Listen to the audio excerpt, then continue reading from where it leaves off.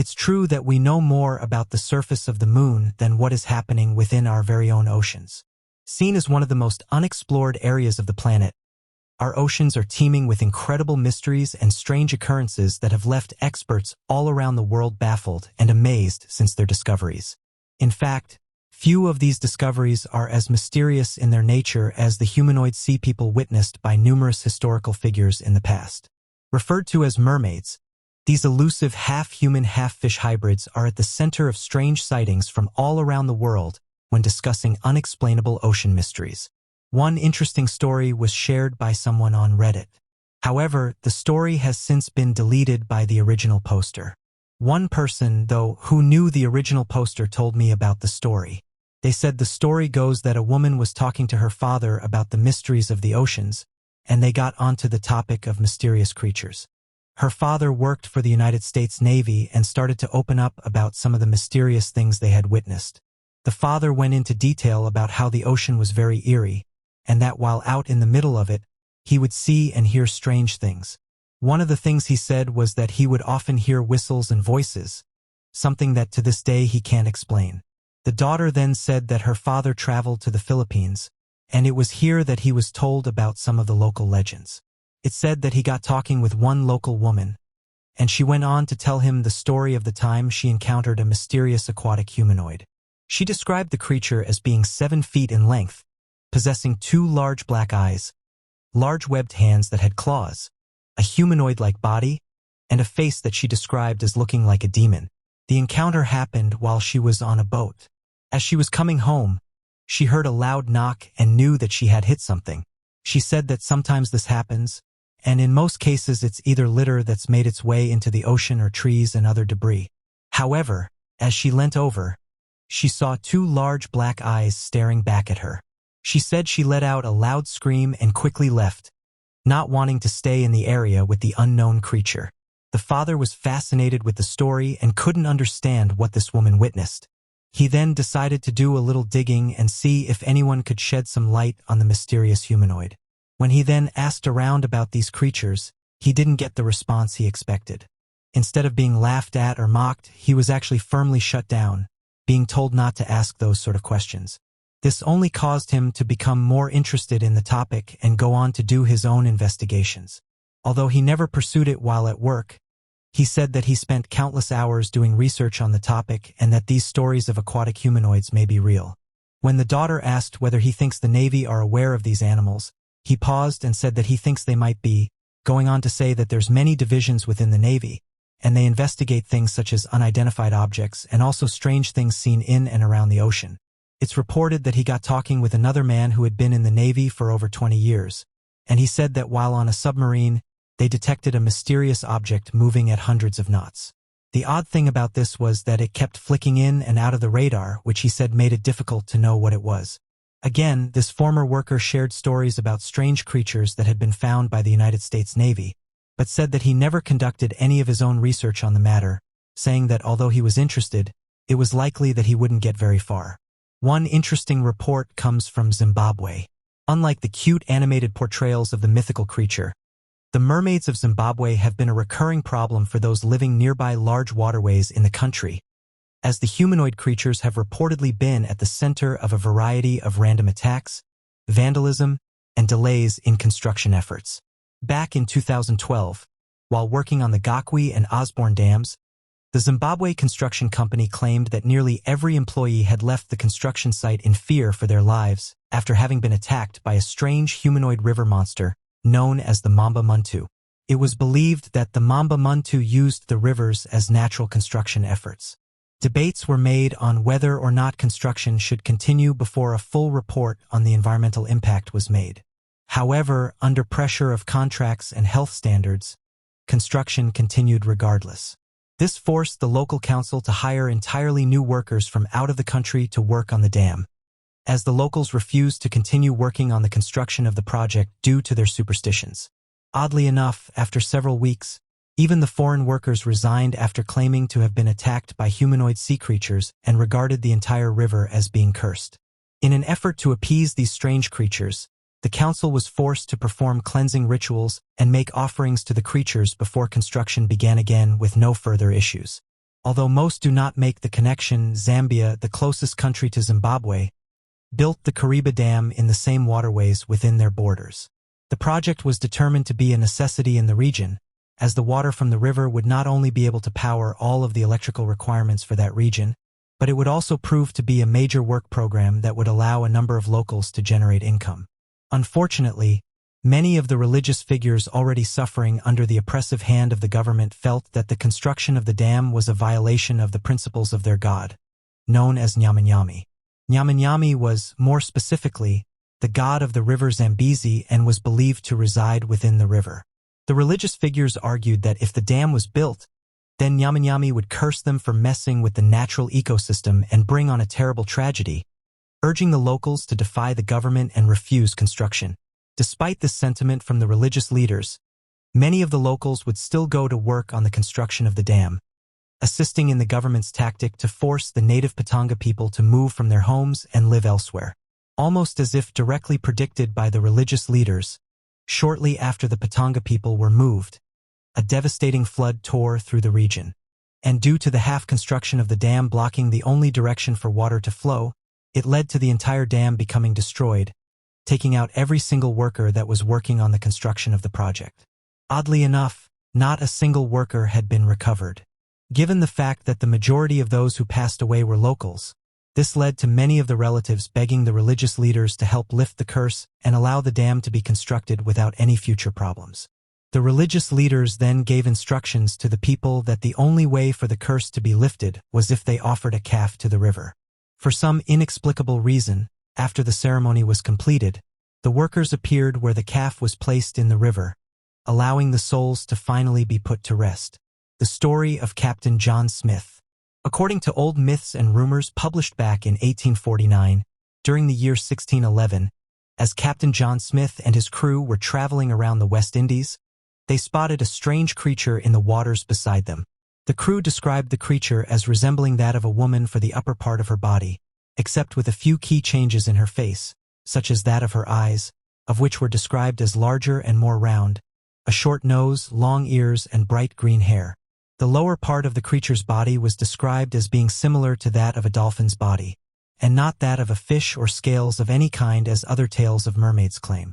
Interestingly enough, when researchers looked for the source of the tale concerning Captain John Smith and his crew's encounter with the mermaid, they found that the original author for the piece that was published in 1849 was the author of The Three Musketeers.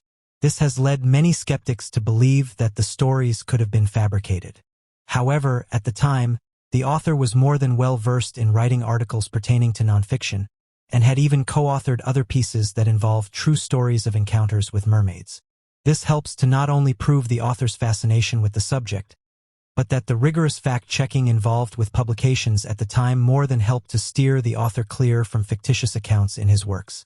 Still, to this day, many claim that the account is nothing more than a forgery, despite evidence of Captain John Smith and his crew encountering other strange creatures in the sea and often writing about them. The Ataro-humanoid. One of the darker tales involving the mythical sea creature known as the mermaid is that of the Ataro.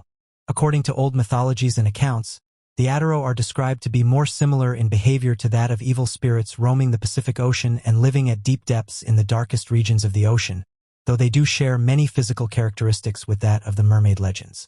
The Ataro are described as looking similar to that of a person, but with large gills behind its ears, a long tail fin instead of feet, a shark-like dorsal fin that can grow into the shape of a large horn, along with a massive shark spear growing out of the top of its head, similar to that of a swordfish or a sawfish.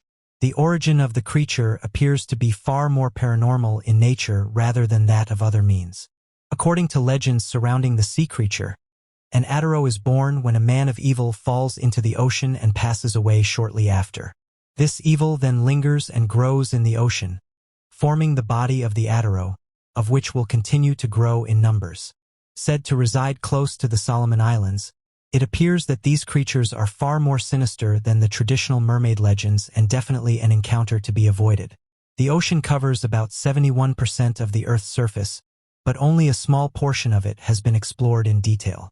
According to the National Oceanic and Atmospheric Administration, we have explored less than 5% of the ocean, with the deepest parts of the ocean remaining largely unknown to us. The lack of exploration is partly due to the sheer size and depth of the ocean, as well as the technological and logistical challenges of conducting research in such an extreme environment. However, advances in technology, such as deep-sea submersibles and remote-operated vehicles, are helping scientists to explore more of the ocean and discover new species and ecosystems. Overall, there is still much to be learned and discovered about the ocean, and ongoing exploration and research will continue to uncover new insights and mysteries.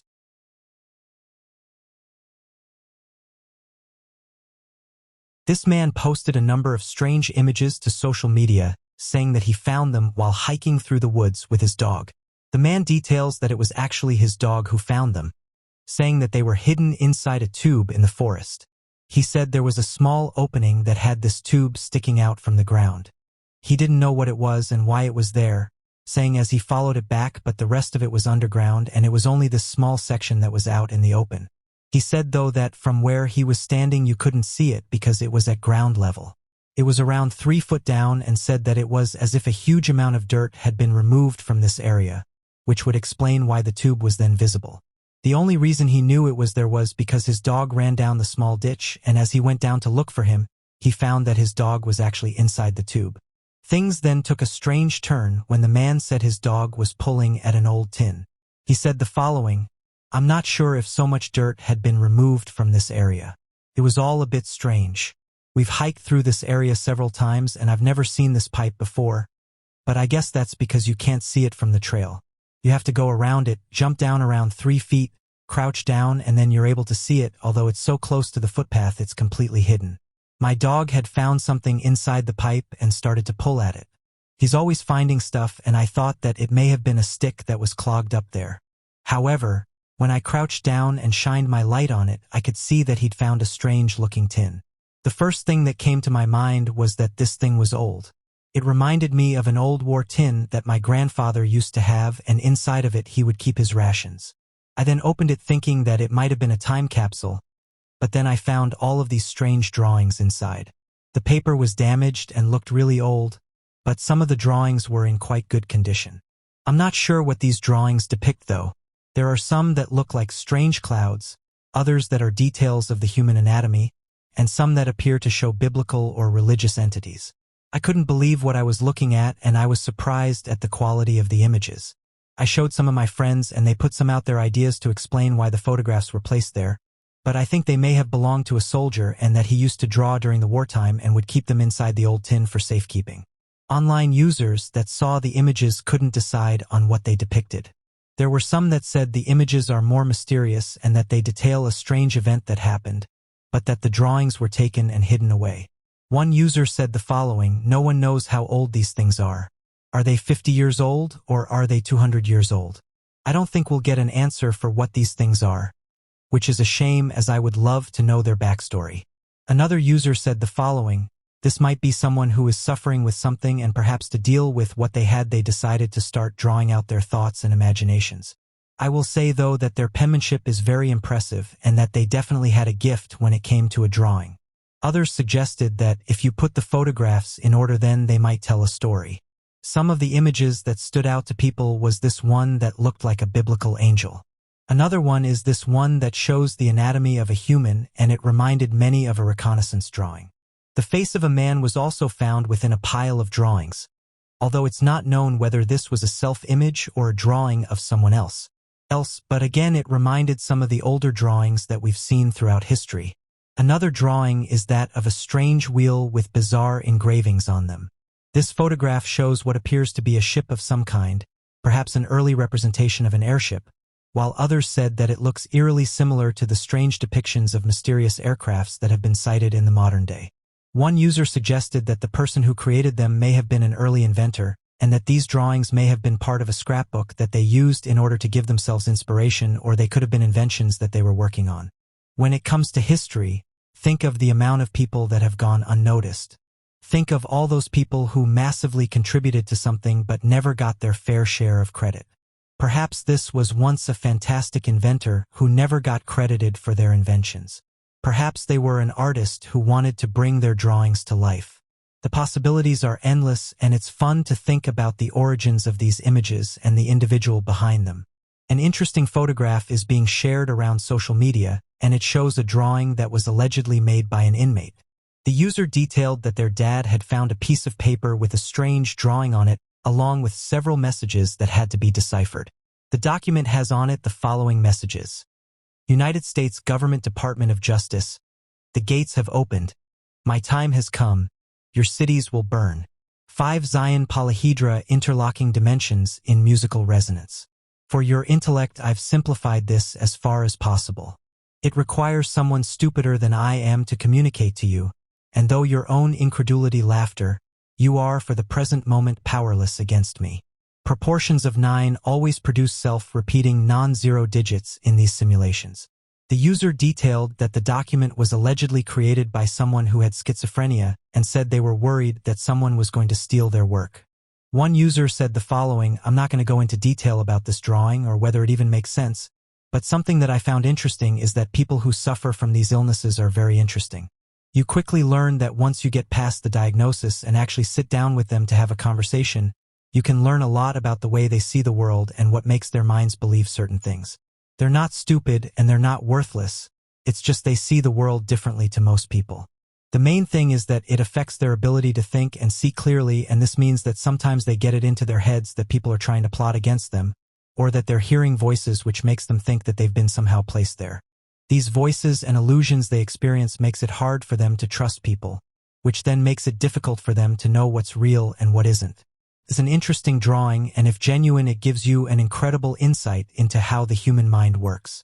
While another user said this, it's interesting that the individual was worried that their work was going to be stolen, and that's exactly what happened. Regardless of whether or not these messages mean anything, I don't think the man should have stolen the drawing. It's only going to mess with the mind of the individual that created it, confirming their beliefs that someone was going to steal from them, and it's likely that they'll get even worse now when it comes to trusting people. The drawing also features the number 1.618, which is also known as the golden ratio or divine proportion in mathematics. Interestingly, the golden ratio appears many times in mathematics and has also been found in geometry, art, and architecture. In fact, a South African researcher said the universe is governed by the golden ratio and said that time itself is defined by this mathematical constant. The team behind the study said the golden ratio has been found in all aspects of life and said this number can be used to link everything in the universe together, and said that this golden ratio has been observed in space biology and also chemistry. The research was carried out by Dr. Jan Boyens at the University of Pretoria and Dr. Francis Thackeray of the University of Witwatersrand in South Africa. After conducting their experiments, they said that the golden ratio can be seen in a variety of different areas and can be related not only to aspects of mathematics but also to physics, chemistry, biology, and the topology of spacetime. The researchers said the following, a convincing case for assuming a cosmic character of the golden ratio can be made based on the ubiquity of logarithmic spirals. Spectacular examples include the Whirlpool Galaxy, Anemites, the shape of Nautilus shells, Hurricane Katrina, and the distribution of planets, moons, asteroids, and rings in the solar system. The researchers suggested that the reason this golden ratio keeps showing up is because this ratio is actually a property of spacetime. They continued with the following. The argument that this amazing consilience arises from a common environmental constraint, which can only be an intrinsic feature of curved spacetime, is compelling. The time has come to recognize that relativity and quantum theories can be integrated and linked numerically to the value of a mathematical constant, whether in the context of spacetime or biology.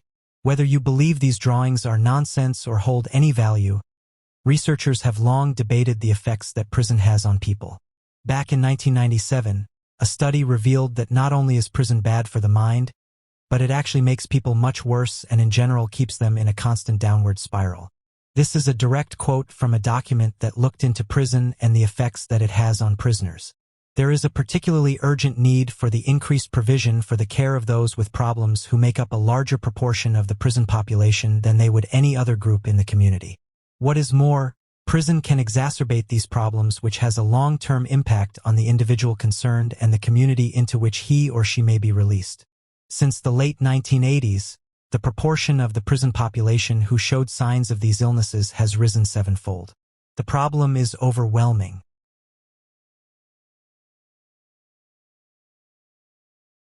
Scientists have always looked up to the sky with hope. With each new discovery that's made, it helps us to understand our place in the universe and whether we are part of something much bigger. With the billions of galaxies and over 700 quintillion planets that reside within the universe, the chance of there being life outside of Earth seems very high. The planets that we are looking to are Mars and Venus, along with moons such as Enceladus and Europa, which orbit Jupiter and Saturn. Going back, NASA's then chief scientist Ellen Stofan claimed that by 2025, scientists will most likely discover prominent signs of life somewhere in the universe, saying that all of the data that NASA have gathered point towards us making a big discovery sometime in the near future. This announcement was made while she was speaking at a panel discussion, which heavily focused on NASA's search for habitable worlds. John Grunsfeld, who's a physicist and astronaut, carried on with the following. I think we're one generation away in our solar system, whether it's on an icy moon or on Mars, and one generation away on a planet around a nearby star. End quote. Europa has volcanoes on the floor of its subsurface ocean. Although Jupiter's icy moon Europa might not look like much on the surface, it is a source of great interest to astronomers studying space in general, as well as the potential for life outside of Earth. One of the prevailing reasons for this interest is the fact that Europa's unique surface is the smoothest surface of any known object in the solar system, and with a salty subsurface ocean beneath, many believe it could also potentially harbor some form of life within its waters. Because of this, astronomers have carefully studied all elements of the unique planet in detail so that they could gather a better understanding of what the contents likely look like, and one of the newest of these revelations is quite interesting. Recently published study results demonstrated, through 3D modeling, the most detailed study of the internal heating system and its effects on the icy surface that has been completed to date.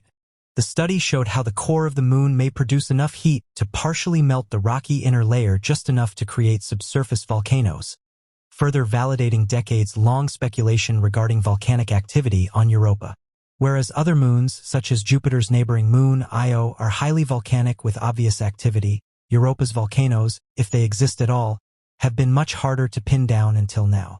The study details in great depth the flow of heat through the rocky area of the inner surface, as well as how the pull of Jupiter's gravity, which is much weaker on Europa than Io, likely helps to stoke these fires on the seafloor below the ocean, especially in areas near the poles where there is more heat generated.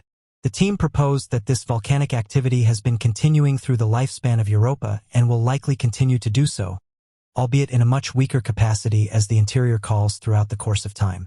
In Europa's case, a long-maintained volcanic seafloor slowly warming and circulating the ocean across the surface astronomically increases the opportunity for the development of extraterrestrial life forms. One of the researchers who published the study, Dr. Bahunkova, said that Europa is one of the rare planetary bodies that might have maintained volcanic activity over billions of years and possibly the only one beyond Earth that has large water reservoirs and a long-lived source of energy. This certainly creates exciting possibilities for researchers attempting to uncover the mysteries of space, especially as they continue in the quest for extraterrestrial life. Hubble monitors weird dark vortex on Neptune. In 2018, scientists observed a strange phenomenon near Neptune using the NASA Hubble Space Telescope. It turned out to be a giant dark storm measuring at 7,400 kilometers in diameter, hovering over the northern hemisphere of Neptune. Since then, the storm's movements have been tracked and analyzed, and for a while, it followed expected paths drifting south towards Neptune's equator at the start of 2020. At this point, scientists expected the vortex to vanish from sight. However, by August of 2020, they were shocked to find the vortex doubling back up north to where it had originated. The behavior is peculiar as scientists have studied Neptune's vortexes and storms before, and therefore should be able to predict their movements with a degree of confidence. We know a lot about them. They are high-pressure systems which can form at any latitudes and then typically migrate to the equator. They stay intact for so long as they journey down the planet due to the strong Coriolis force exerted in the northern hemisphere of Neptune. However, the Coriolis force weakens considerably the closer one gets to the equator. And therefore, once a storm hits this point, the external forces are no longer enough to keep it held together, and they disintegrate. It turns out the observed storm of 2018 to 2020 did not venture close enough to the equator to lose the strength of the Coriolis force, and thus stayed intact despite guesses made by simulated models. About the same time that this mysterious path change happened, a smaller vortex appeared near the original one, and then proceeded to disappear. It emerged from the side of the larger storm closest to the equator, which fits theories of the disruptive nature of the equatorial zone. Although, while a disruption to the larger vortex makes sense scientifically, the construction of a new one does not give it being located in an area severely lacking in Coriolis force. Explanations for the new smaller vortex are still disputed, with best theories suggesting that the larger vortex shed a piece of itself to redirect its path away from the equator. Given that this theory neatly explains two strange discoveries, it seems like a nice answer to things we otherwise cannot explain. And yet, we do not know for sure why things happen as they do, both in space, thousands of years ago, or in the deepest glare of the Earth. There is so much more to learn and discover about everything, and we are making headway every day. Weird nearby gamma-ray burst defies expectations. It seems that every time researchers think that they have nailed down how one aspect of space functions, an anomaly shows up and forces them to rethink everything that they thought they knew. Most recently, scientists were able to have front-row seats to an incredible gamma-ray burst captured by NASA's Space Observatories Fermi and Swift and originating from the area of space near the Eridanus constellation in the southern hemisphere, a rather close 1 billion light-years away. The burst and its subsequent afterglow took place over several days as scientists watched and carefully recorded the progress, eager to learn more about how gamma-ray bursts form and what happens in their wake. The only problem was that the burst did not seem to follow the typical rules that had been loosely laid down by previous occurrences. Due to the proximity of the spectacle, scientists observing from Earth were able to record much higher energy photons than are typically able to be observed in these instances, as the higher energy photons from farther away usually never reach Earth because they are instead absorbed in collisions with background light. Using mobilized gamma-ray telescopes to observe the 13-hour-long explosion, the research team was able to analyze these unusually high levels of photons, which revealed something very intriguing. Surprisingly, the analysis of the radiation emitted from the recent gamma-ray burst revealed a radiation pattern that was very similar to that of X-rays, a fact that was both shocking and one of the last things that astronomers would have expected, as the two instances are believed to be caused by entirely different phenomena and to cause two different types of radiation. Because they are so mysterious, nobody is quite sure exactly how gamma-ray bursts are formed. Some think that they are caused when massive stars up to 10 times the size of the Sun explode, leaving behind equally mysterious black holes in their wake. Still, others hypothesize that they are generated through the collision of two neutron stars, which also has been shown to cause a black hole. The recent analysis of the properties of these high-powered gamma rays has forced researchers to consider whether they might have been wrong about the provenance of these mysterious bursts altogether. And many researchers have gone back to the drawing board to attempt to discover why such different phenomena as gamma rays and X-rays would have such similar signatures. One of the reasons why research in this area is so limited and full of guesswork is due to the fact that only 4 gamma-ray bursts have been able to be captured from Earth, leaving astronomers to attempt to discern patterns from a rather small dataset. Luckily, scientists are hopeful that recent advances in space viewing technology and instruments will assist in closing this gap, providing more observational data to support current hypotheses and help to solve the mystery of gamma-ray bursts once and for all. NASA's spacecraft just saw the North Pole of Europa. Jupiter has 79 moons, putting Earth's measly one to shame. And with so many moons, it is unsurprising that there is a great deal we do not yet know about them. NASA are on it though. With their spacecraft Juno being sent to orbit Jupiter, plenty of insights are being frequently sent back to us here on Earth. The most recent of which tells us a little more about Europa, Jupiter's icy moon. Up until now, we have not seen all of Europa, with no photos being taken from a distance and no sightings of the North Pole region. This camera-shy moon has finally been captured by Juno, and the results are more exciting than we had guessed. Europa's icy North Pole seems to have water vapor that looks as though it is rising out of the moon in plumes, suggesting the oceans of this planet could have conditions that could be home to life. Looking for signs of life in space, especially within our own solar system, is a thrilling aspect of astronomical research. Up until now, a great deal of research in our own solar system has looked at how the conditions on Mars could have once supported life. Though now it seems Europa could be a new contender. Admittedly, the photo quality from Juno is poor in the images received so far. With a distance of 50,000 miles between the spacecraft and the Moon, the resolution is not spectacular. However, next year, Juno is due to travel just a few hundred miles above the same spot of Europa, giving us a great opportunity to look forward to just on the horizon.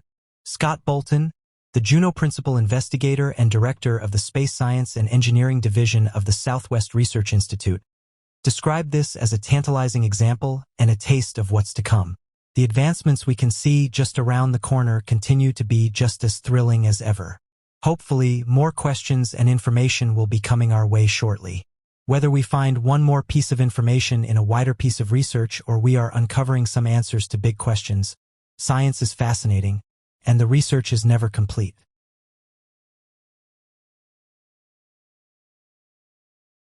People are naturally curious, and the idea of something unexplained or unknown can be intriguing. Mysterious aircrafts and encounters often involve mystery and uncertainty, which can be exciting for some individuals. The idea that we may not be alone in the universe is a fascinating and exciting prospect for many. Over the last few years, residents in Turkey have been reporting an increase in mysterious aircrafts, going on to note that they don't match aircrafts such as planes and helicopters, and on some occasions have been seen flying at incredible speeds. Various photographs and videos have been making their way online, showing what appears to be glowing orbs and silent objects in the sky sitting in the sky, with residents saying that they don't make a sound. One of these videos shows strange white orbs flying around buildings. A few moments later, there's a lightning strike, which goes on to reveal a large object sitting stationary in the sky. When this footage made its way online, it caused various people to put forward different theories to try and explain it. Some suggested that the mysterious aircraft was genuine and that the orbs could have been sent out by the larger craft, while others said that the video could be real, but that what we are seeing in the sky is just a natural phenomena that gives off the appearance that a large object is there. Skeptics also said that the footage is most likely fake and created by special effects. Interestingly, those who have researched unidentified objects have said that orbs are one of the most common phenomena that's witnessed, saying that witnesses all across the world are seeing these things, and that as of right now no one is entirely sure what they are. These glowing orbs come in a variety of different colors ranging from blue, red, orange, yellow, pink, silver, green, and black. And most people who have seen them have said that they appear to pulsate. Although mysterious flying aircrafts seem like a new phenomena, declassified documents show the exact opposite, and that officials have been aware of these aircrafts for many years now, and in many cases struggle to explain their origins and how they are able to achieve what they do. During 1952, following the end of World War II and the growing tensions between the NATO allies and the Soviet Union, it was not uncommon for simulated naval war games to take place throughout different strategic points controlled by NATO. What was uncommon, however, were the series of reports surrounding unidentified objects, flying saucers, and encounters with what could only be described as advanced technology.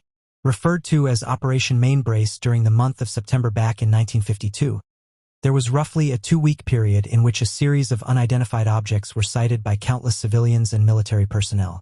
According to the documents that would later be dubbed Operation Mainbrace, the mysterious sightings began on the September 14th during a series of NATO exercises known as Exercise Mainbrace. Interestingly, this happened only a few months after the sightings of strange crafts were made over Washington, D.C. in the United States. The Exercise Mainbrace included more than 200 naval ships, 1,000 planes, and 80,000 soldiers from several NATO countries, with the purpose of practicing war game-styled maneuvers that would better prepare the NATO allies for a believed to be eventual European attack from the Soviet Union. However, during the exercise, ships were alerted by top Pentagon officials to keep an eye out for mysterious sightings in the area. When later asked to clarify what they meant, the Pentagon officials claimed that their reports were filed in a joking manner and were not military confirmation on the existence of advanced life, a behavior uncharacteristic of naval intelligence and the British government as a whole. Regardless of whether or not the report was filed in a joking manner, a series of unidentified objects would be sighted by military personnel and civilians between the September, disrupting the war game exercises and forcing the Royal Air Force and NATO allies to treat flying saucer reports with grave severity. The first Mainbrace encounter took place on the September 13th, when the naval captain running a Danish destroyer claimed to have spotted a triangular-shaped object moving across the sky at record speeds that even their most powerful jets could not maintain. The crew of the Danish destroyer confirmed the sightings as well, with Lieutenant Commander Schmidt-Jensen claiming that collected data showed that the craft was moving consistently at 900 miles per hour. Even though the sighting took place at night, the entirety of the crew could see the craft as it emitted a bright blue glow. The second report surrounding the mysterious disruptions was made by the American-owned USS Franklin D. Roosevelt. According to an American newspaper, it reported that a man named Wallace Litwin began to notice many of the crew members running all throughout the ship in a heightened state of alert. Fearing that the exercises had become an attack from the Soviet Union, he began looking for the source of the panic and noticed a large commotion on the deck of the ship. Wallace Litwin wrote that several pilots, flight crew members, and top military officials were positioned on the deck, barking orders and pointing at a silver sphere in the sky that appeared to be silently hovering near the ship and following the USS Franklin D. Roosevelt during its exercise. Reporter Wallace Litwin quickly took 4 high-quality colored photos of the round silver object before it disappeared into the distance. When questioned surrounding the images and legitimacy of the claim, the United States government offered the explanation that the craft was nothing more than a weather balloon that had temporarily dipped down near the battleship during the war games. However, these claims would be put into question, as reporter Wallace Litwin recounts that shortly after taking the images of the craft, he had gone below deck and told his fellow newspaper correspondents that he had just shot a flying saucer, acting as if his camera had been a gun. This claim of military action quickly alerted the ship's executive officer, who investigated the claims himself and found that the craft was genuinely not a weather balloon. According to the executive officer, investigations had shown that a weather balloon had not been released that day. When the officer radioed the Midway, the only other NATO-approved ship in the vicinity, the ship also confirmed that no weather balloons were in the air or unaccounted for. Litwin would write the following report. In other words, the skies above this NATO fleet were very carefully observed, and nothing flew around overhead unobserved. But I knew that I had taken a picture of what looked like a large ping-pong ball 10 feet over my head. End quote. The United States Project Blue Book investigation team would do a follow-up investigation and provide the report that the object moved too fast to have been a weather balloon. One of the most notable accounts of these sightings would take place on the September 19th at 11 in the morning. And this was when a large silver-colored disc-shaped object began following a Royal Air Force Gloucester meteor that had been returning to Royal Air Force Station Topcliffe. Not only did the pilot of the Gloucester meteor confirm his sighting with a number of military ground crew working at the Royal Air Force Station, but several additional reports had also been filed by observers on the ground, alongside civilian reports of the unidentified object trailing the Gloucester meteor. The craft was described as being a silvery, circular object and began to descend in a swinging pendulum motion, similar to that of a falling sycamore leaf. However, before the craft reached the ground, observers commented that it rotated on its own axis and then shot off at an incredible sudden speed that looked more like a shooting star. Royal Air Force Flight Lieutenant John Kilburn with the 269th Squadron commented, saying the following statement, "I have never seen such a phenomenon before. The movements of the object were not identifiable with anything I have seen in the air." End quote. Despite efforts made by the British government, the story of the Topcliffe sighting was leaked to the press and made the headline for the front-page edition of the September 20th copy of the Yorkshire Evening Press and the headlines for the September 21st copy of the Sunday Dispatch. As mentioned earlier, this event happened after mysterious aircrafts were seen above Washington. Many people will say that if advanced life forms truly existed, then these visitors from another planet would quickly fly to the leaders of our world and confront them with their concerns or agendas. Depictions from old science fiction movies of the early 1900s showcase this thought more so than others, with props of unidentified objects landing on the White House lawn filled with alien life attempting to approach the leader of the free world. However, what many are not actually aware of is that back in 1952, this very much proved to be the case, later referred to by Project Blue Book specialists as the invasion of Washington, D.C.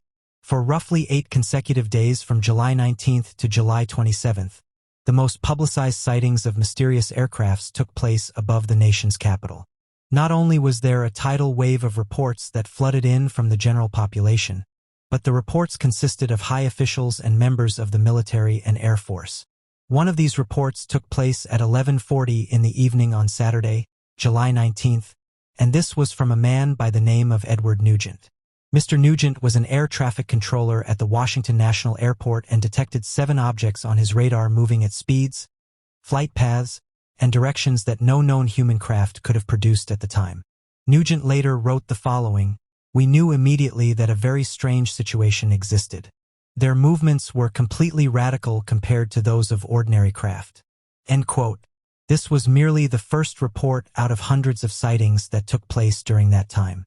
This later caused a climax by then-President Harry Truman, who ordered the Air Force to investigate and provide an explanation for the wave of sightings and odd radar information data. This further led to involvement from the Central Intelligence Agency that worked with the Office of Scientific Intelligence and the Office of Current Intelligence to lead their own investigations into the matter. Given the credibility of the witness reports, the information retrieved by air traffic controllers and radar data specialists, and further investigations led by the Central Intelligence Agency, the existence of mysterious aircrafts seemed certain. Even with the abundance of evidence and eyewitness testimonies, the United States Air Force Director of Operations said the objects were stars. Many spoke out about this explanation and said that countless military officials tracked these objects and said there was no way these crafts were meteors or stars.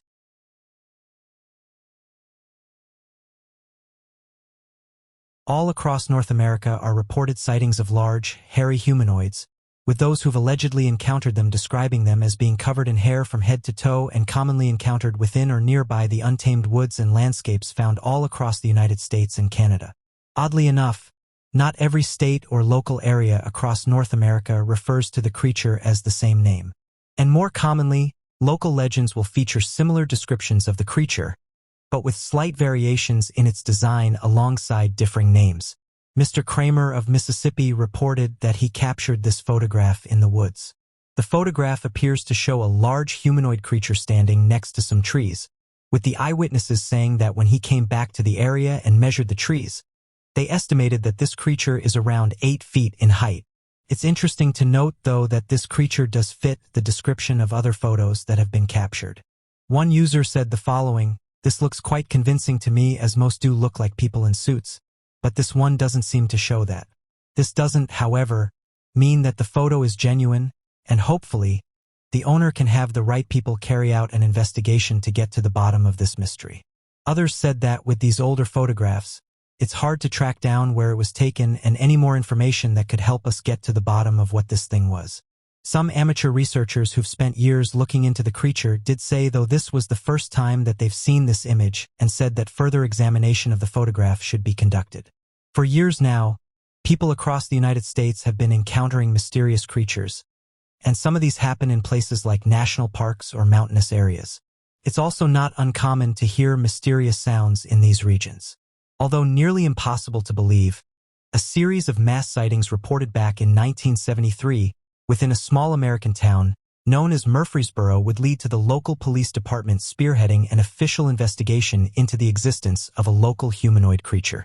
The Murfreesboro Mud Monster is believed to be a large humanoid bipedal ape-like creature similar to modern-day sightings of the North American Bigfoot.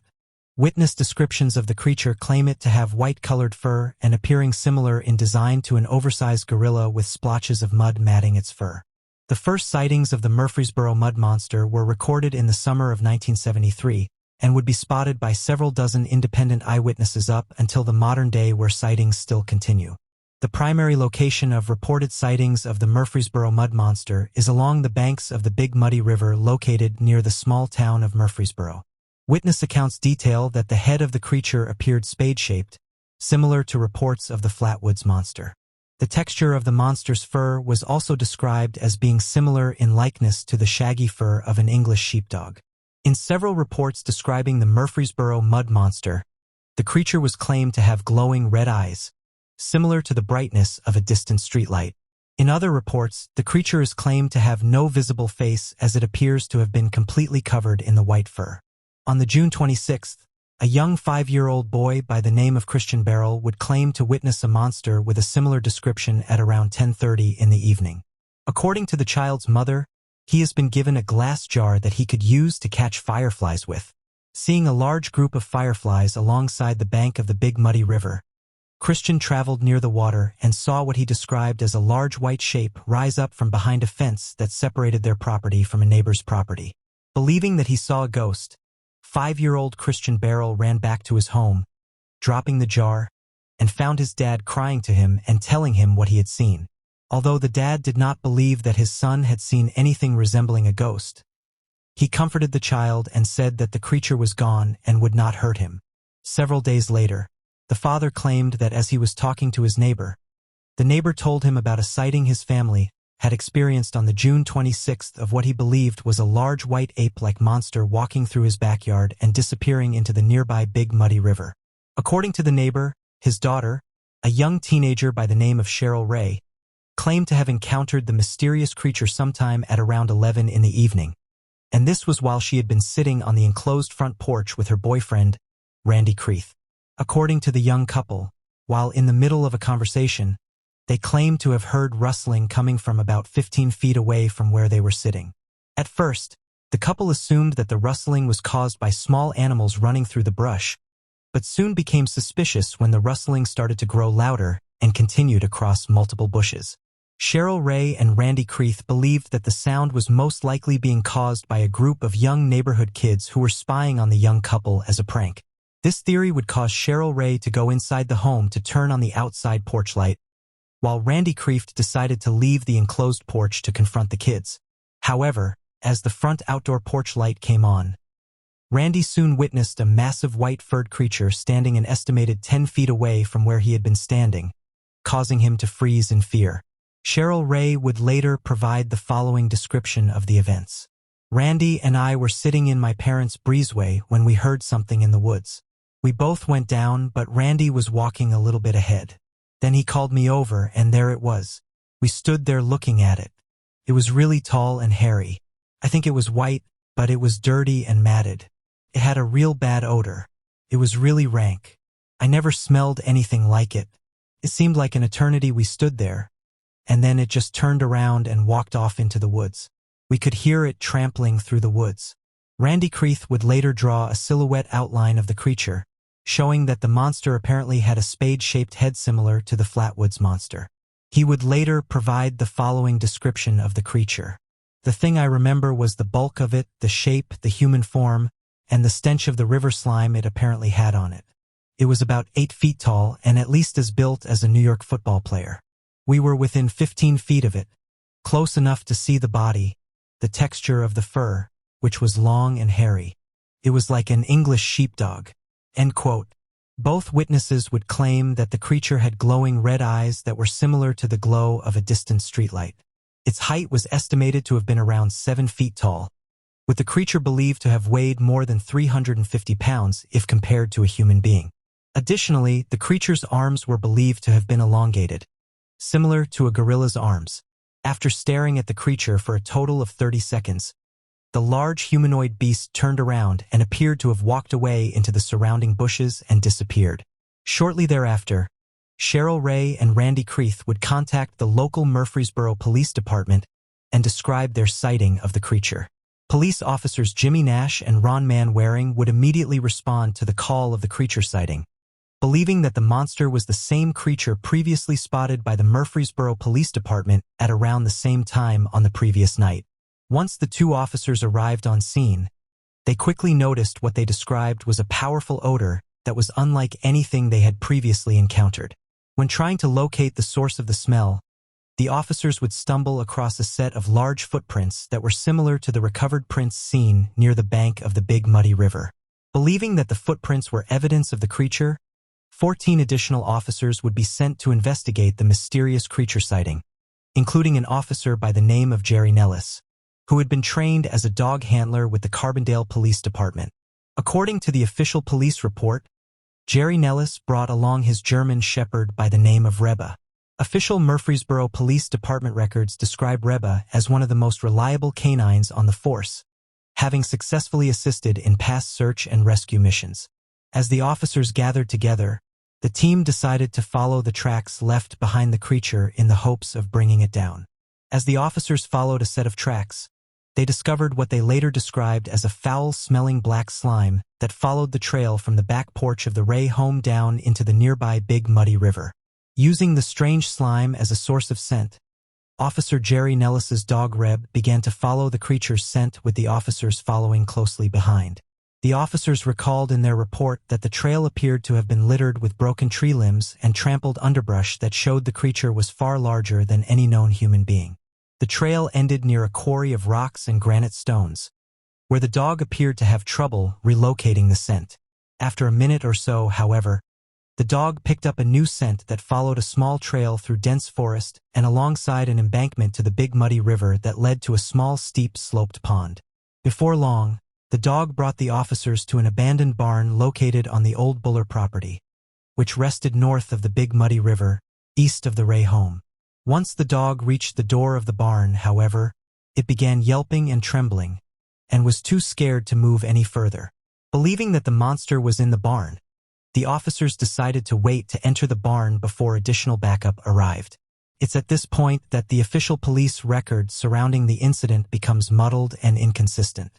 Some officers claim that after additional backup arrived from neighboring police departments, totaling about a dozen patrol cars, the monster had broken out of the barn through a back wall and disappeared into the nearby river. Other reports claim that the officers entered the barn and discovered no evidence of the creature, but recovered more samples of the mysterious black slime. Additional reports claim that the officers encountered and neutralized the monster within the barn and had made attempts to cover up the recovery of the creature's body. Regardless of the events, the search for the creature was immediately called off following the searching of the barn, and the officers would return to their patrols and departments. The witness testimony from the officers and future sources of information conflict and often contradict each other when it comes to the recovery of the black slime. In one report, an officer claims that the smell of the slime was so putrid, it was immediately covered with dirt and buried. Another report claims that officers gathered up the black slime as evidence of the events, though no evidence of recovered black slime is found in the modern day. Shortly after this encounter, the police chief of the Murfreesboro Police Department, a man by the name of Toby Berger, would put out warnings to local newspapers and officers claiming that the encounters or sightings of the creature should be toned down or possibly censored to prevent the development of mass hysteria. As the police chief claimed, he was worried that one of the residents could become trigger-happy and accidentally hurt another resident of their small town. Despite these attempts at censorship, stories of the encounters would spread across the town of Murfreesboro, leading to the formation of small armed groups that would go hunting for the creature.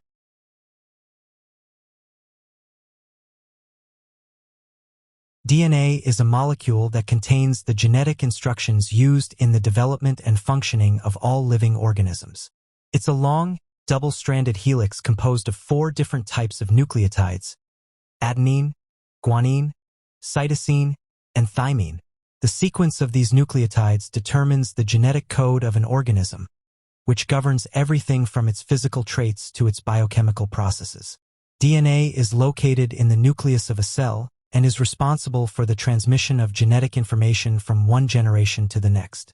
Contact with extraterrestrial life is a highly debated topic, not just within scientific and academic circles.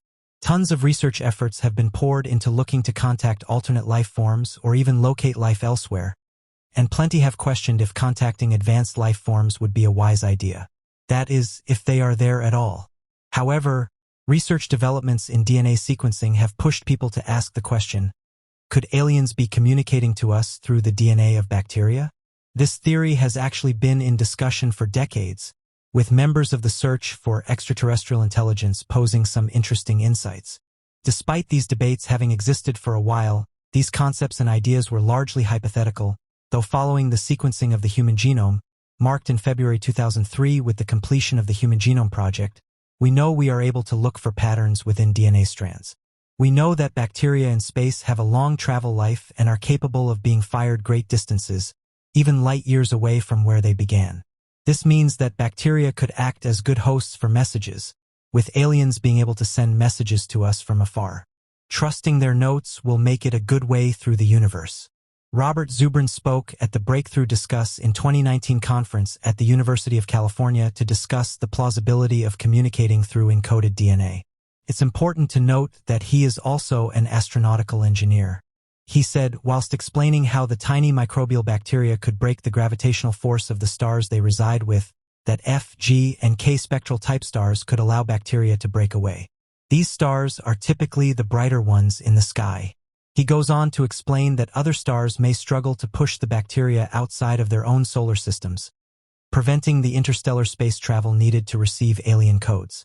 However, Zubrin did cite a paper that theorized that if a bacterial colony was strongly magnetized, then it could create a miniature magnetic sail. This gives the bacteria the potential to gain a 500 km/s solar wind, enough to move it out of the solar system with ease. Of course, this is all hypothetical, and there are a great number of other theories speculating as to how this is possible at all. Unfortunately, there are not any certain answers.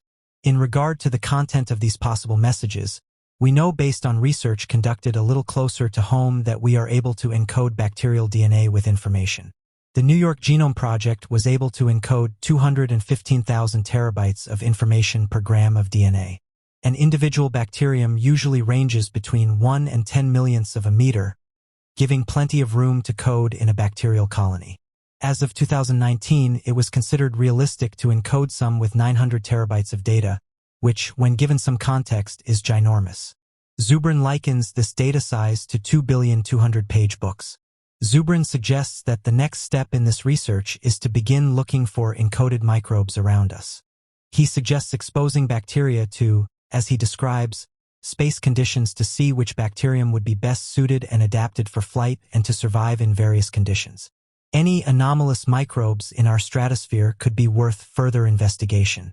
By the time we figure out any DNA codes, it could be equivalent to uncovering an ancient artifact. NASA found a strange radio signal coming from Venus. Even though scientists are always on the lookout for strange or seemingly inexplicable phenomena when venturing through space, when they do encounter odd or mysterious happenings, they are frequently not at all what they expected to find. Recently, NASA's Parker Solar Probe entered the upper atmosphere of Earth's neighbor Venus in order to collect data about the planet, and the probe detected odd radio signals coming from the atmosphere. And while those of us unfamiliar with the inner workings of space might immediately jump to the conclusion that these could be signals from an alien race living on the planet, the true meaning is something altogether more exciting, at least for scientists studying space, that is.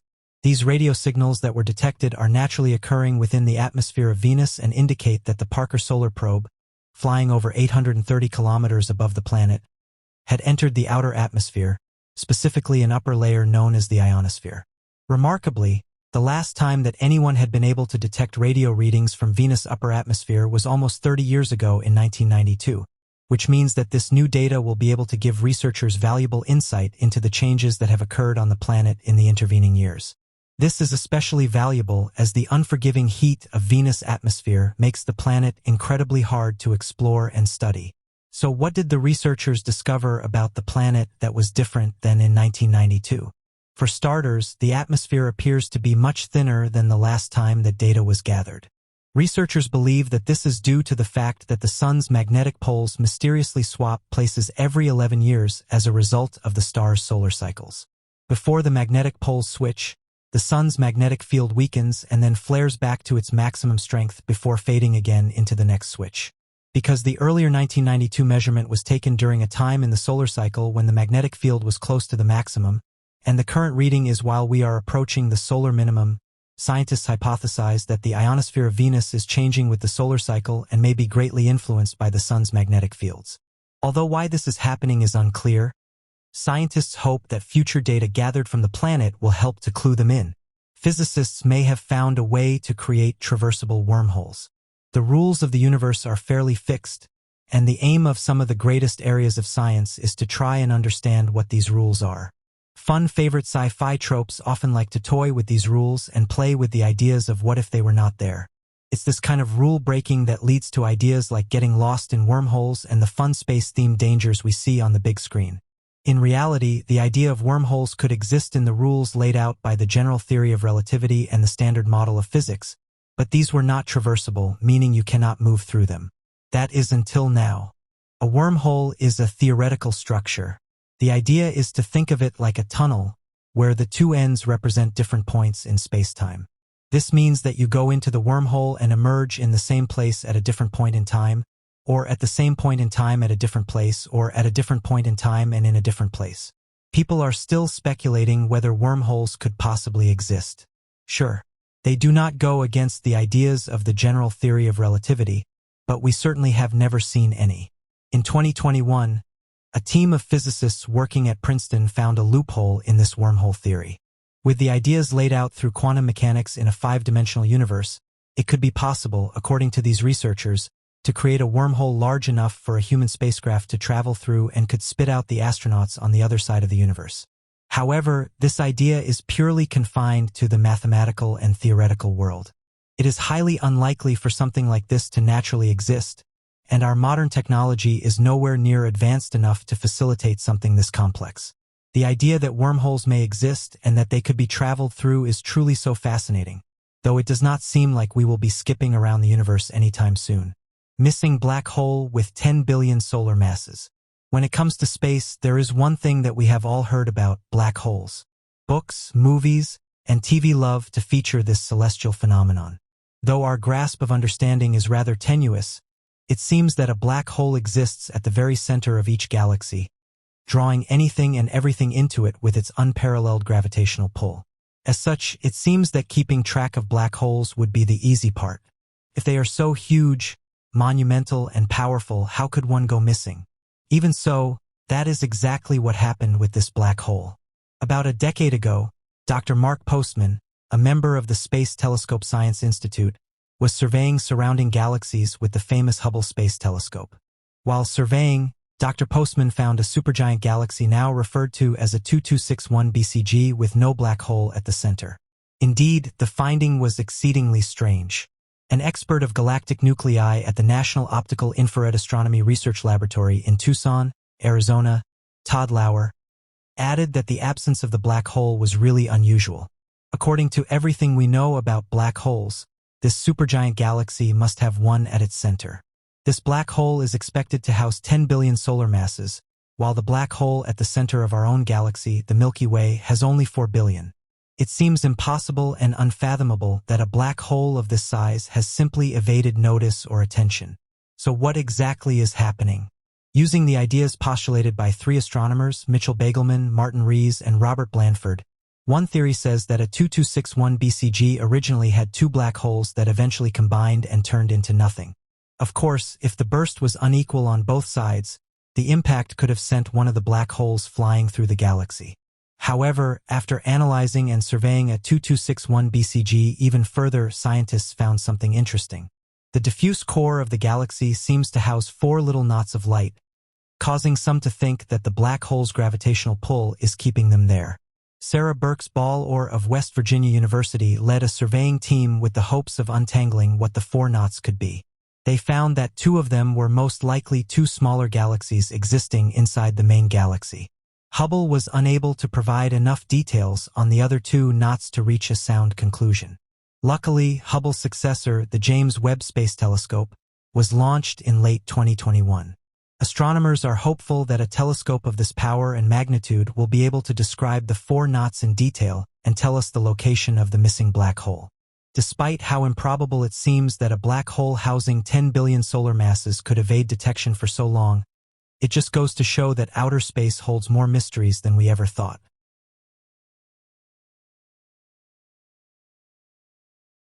Each year, scientists, researchers, and everyday people make incredible discoveries, helping us to better understand the world around us. So today, here at Unexplained Mysteries, we'll be taking a look at interesting discoveries. Volcano researchers discovered a potential supervolcano in Alaska. As it turns out, there might be a supervolcano lurking in the shadows of Alaska. A supervolcano which, according to some scientists, could have a great global impact should it erupt. The Great Sitkin volcano in Alaska has erupted, putting the local surrounding areas in a frenzy. The U.S. Geological Survey placed a red warning alert in place due to a prospective buildup of volcanic ash in the atmosphere surrounding the volcano and being spread by the winds to nearby areas. The Alaska Volcano Observatory claimed that the volcanic eruption was a short-duration eruption, which lasted only about 2 minutes. Despite the short amount of time it was erupting, The event was described as explosive and formed a shockingly huge ash cloud which grows to 15,000 feet above sea level. In the official report, the team stated, since that explosion occurred, seismicity has reduced, and satellite images reveal that the ash cloud has been separated from the vent and is moving towards the east. Of all volcano eruptions within the past 200 years, Alaska alone has contributed to 3/4 of the ratio. The scientists researching the volcanic activity in Alaska were amazed when their research provided them with proof of what could be Alaska's very own supervolcano in the Aleutian Islands. It's thought that the islands could actually be an entire volcano, nearly on par with Yellowstone's caldera. John Power, who is a geophysicist at the Alaskan Volcano Observatory, claims that this suspected supervolcano, if it indeed exists, must be colossal and might have played a part in disturbing past civilizations all over the globe. Diana Roman, who worked with John Power as a co-author of the study, believes that if the supervolcano theory is correct, it would help provide evidence and an explanation behind Mount Cleveland's semi-regular explosive activity. Mount Cleveland is known as one of the most active volcanoes in the Northern American region in the past 2 decades. Mount Cleveland's ash clouds in general rise to be about 15,000 to 30,000 feet above sea level. Michael Pollan has commented on this case of volcanic activity and the supervolcano theory despite not being a part of this particular study, stating that these very large calderas have very large impacts all over the world. Thus, if we discovered the supervolcano, researching it could help explain all sorts of worldly phenomena from modern times even all the way back to ancient history if sustainable evidence is found. This elusive could-be supervolcano might just be the key to solving a myriad of mysteries. Michael Pollan has added that by analyzing the supervolcano, we'd be able to understand not only why Cleveland is so active, but also to fully calculate future dangers and risks that these volcanoes might cause. Astronomers report the first ever wandering black hole.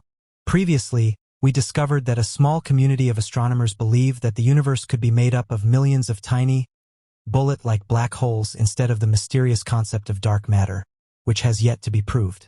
Today, we explore another bizarre black hole discovery. This time, it's the first ever wandering black hole. And you guessed it, it is right here in the Milky Way. Moving at a whopping speed of 28 miles per second, this particular black hole is 5,200 light-years away, or at least for now. According to research, this black hole's wandering nature is down to a natal kick, a huge amount of reactive energy from the supernova explosion which created the black hole. Since this entity is moving at such a rapid pace through the cosmos, it's entirely plausible to question if it really is a black hole at all. Rest assured, astronomers have conducted ample tests to confirm that it really is. As you may know, black holes are extremely dense, and famously, not even light can escape the grasp of their tenacious gravitational forces. Therefore, when a lens detects no light at all from any part of the spectrum and measurements show a body with mass greater than is possible for a white dwarf or neutron star, astronomers can confidently determine the presence of a black hole, and this is exactly what they found in this scenario. Not only does it travel across the universe at some 28 miles per second, but this special black hole also spins extremely fast, scientists have added. Apparently, it spins so fast, its orbital speed is close to the speed of light itself. That is the maximum rate set out by Einstein according to his theory of general relativity. We clearly have a lot to learn from this anomalous black hole and how many others out there might be wandering the night sky above us. How many more come close to the maximum confines Einstein himself thought possible? Every day we solve one mystery, discovering something new while creating new dilemmas for future generations to solve. Equally, trying to solve existing puzzles is by no means easy, and the possibility that there are things we simply will not know the answer to seems to scare us by nature. However, time and time again, science proves that there truly is no limit to what is out there for us to learn. In fact, it is only ever increasing by the day. Tiny oddball galaxy discovered lurking in our cosmic backyard. The Hubble Space Telescope has discovered a myriad of galaxies, and recently, it's able to add yet another to that list. Astronomers found a group of stars belonging to another unknown galaxy that were believed to be part of the Milky Way until now. This hidden galaxy is 30 million light-years away from Earth and is isolated from the rest of its surroundings. The team of astronomers were researching NGC 6752, a star cluster at 13,000 light-years from us which lies on the edge of the Milky Way. After thorough investigation, they realized that NGC 6752 was not a cluster, but rather stars significantly further than initially believed. Luigi Bedin, the Italian astronomer that found the galaxy, commented on the discovery. This was a truly serendipitous find. The galaxy was titled Bedin 1 in honor of its finder. Bedin 1 looks minuscule even under the Hubble telescope's massive magnification, 30 times dimmer and smaller than the Milky Way, explaining why it has not been found until now. The Milky Way is a spiral galaxy. Bedin 1, in comparison, is what's referred to as a dwarf spheroidal galaxy, and is one of only 36 galaxies like it known to currently exist within the bounds of our Milky Way and the galaxy of Andromeda. The galaxy is an awe-inspiring 13 billion years old, making it one of the oldest fragments of the early cosmos, as one astronomer referred to it as a living fossil of what the universe was like when it was still forming. Jay Pasachoff, an American astronomer from Massachusetts, commented, "It's fun to find something interesting in your backyard that you never knew existed." The Hubble Space Telescope's field of view, perhaps that of a grain of rice held at arm's length, is so small that it is rare that an extra object peeks into it, but that is what happened this time. The Sun is reawakening with cannibal CME. The Sun is waking up and coming back stronger than scientists predicted. In late 2021, the Earth was hit with a sizable geomagnetic storm because of the increased number of sunspots on the surface of the Sun. Sunspots are areas of intense magnetic activity or a magnetic storm on the surface of the Sun that becomes more prevalent every 11 years. The Sun's activity ebbs and flows throughout those 11 years, starting from the solar minimum part of the cycle to the solar maximum, which will be occurring around 2025. So as we approach 2025, solar activity will increase, creating everything from increased auroras to satellite destruction. The most recent Sun activity has been a series of CMEs or coronal mass ejections. Basically, CMEs are bubbles of solar material that the Sun expels. They are made up of plasma gas with magnetic fields that create issues when they interact with the Earth's magnetic field. Bill Merta, a program coordinator at the Space Weather Prediction Center of the National Oceanic and Atmospheric Administration, described this phenomenon by saying, "The two magnets are going to come together, and that's going to create this geomagnetic storm. When a CME is expelled, it moves through space, carving a pathway for later CMEs. Once another CME is expelled, it may move more quickly, overtake its predecessor, and combine with it. This combination creates CMEs that are larger and larger. This occurrence is called a cannibal CME. These types of geomagnetic space weather storms are interesting to scientists, but they also pose a real-life threat to us. More scientific events like these can impact and interfere with vital pieces of infrastructure like radio communications, power grids, and satellites. So far, nothing has happened on a large enough scale. But if a larger cannibal CME was to occur, the impact might be more serious. The best example of this would be the 12-hour blackout in Quebec, Canada in 1989 after a large solar storm. Unfortunately, it can be difficult to predict space weather. Bill Merta said, "We've got some skill in forecasting the solar cycle, but we're not great at it just yet. There are lots of unknowns in the space weather business. From an underground rock that can help us understand how to predict earthquakes, to the discovery of new Jovian moons, to the Sun's reawakening. Scientists are helping us understand the mysteries in our world one discovery at a time."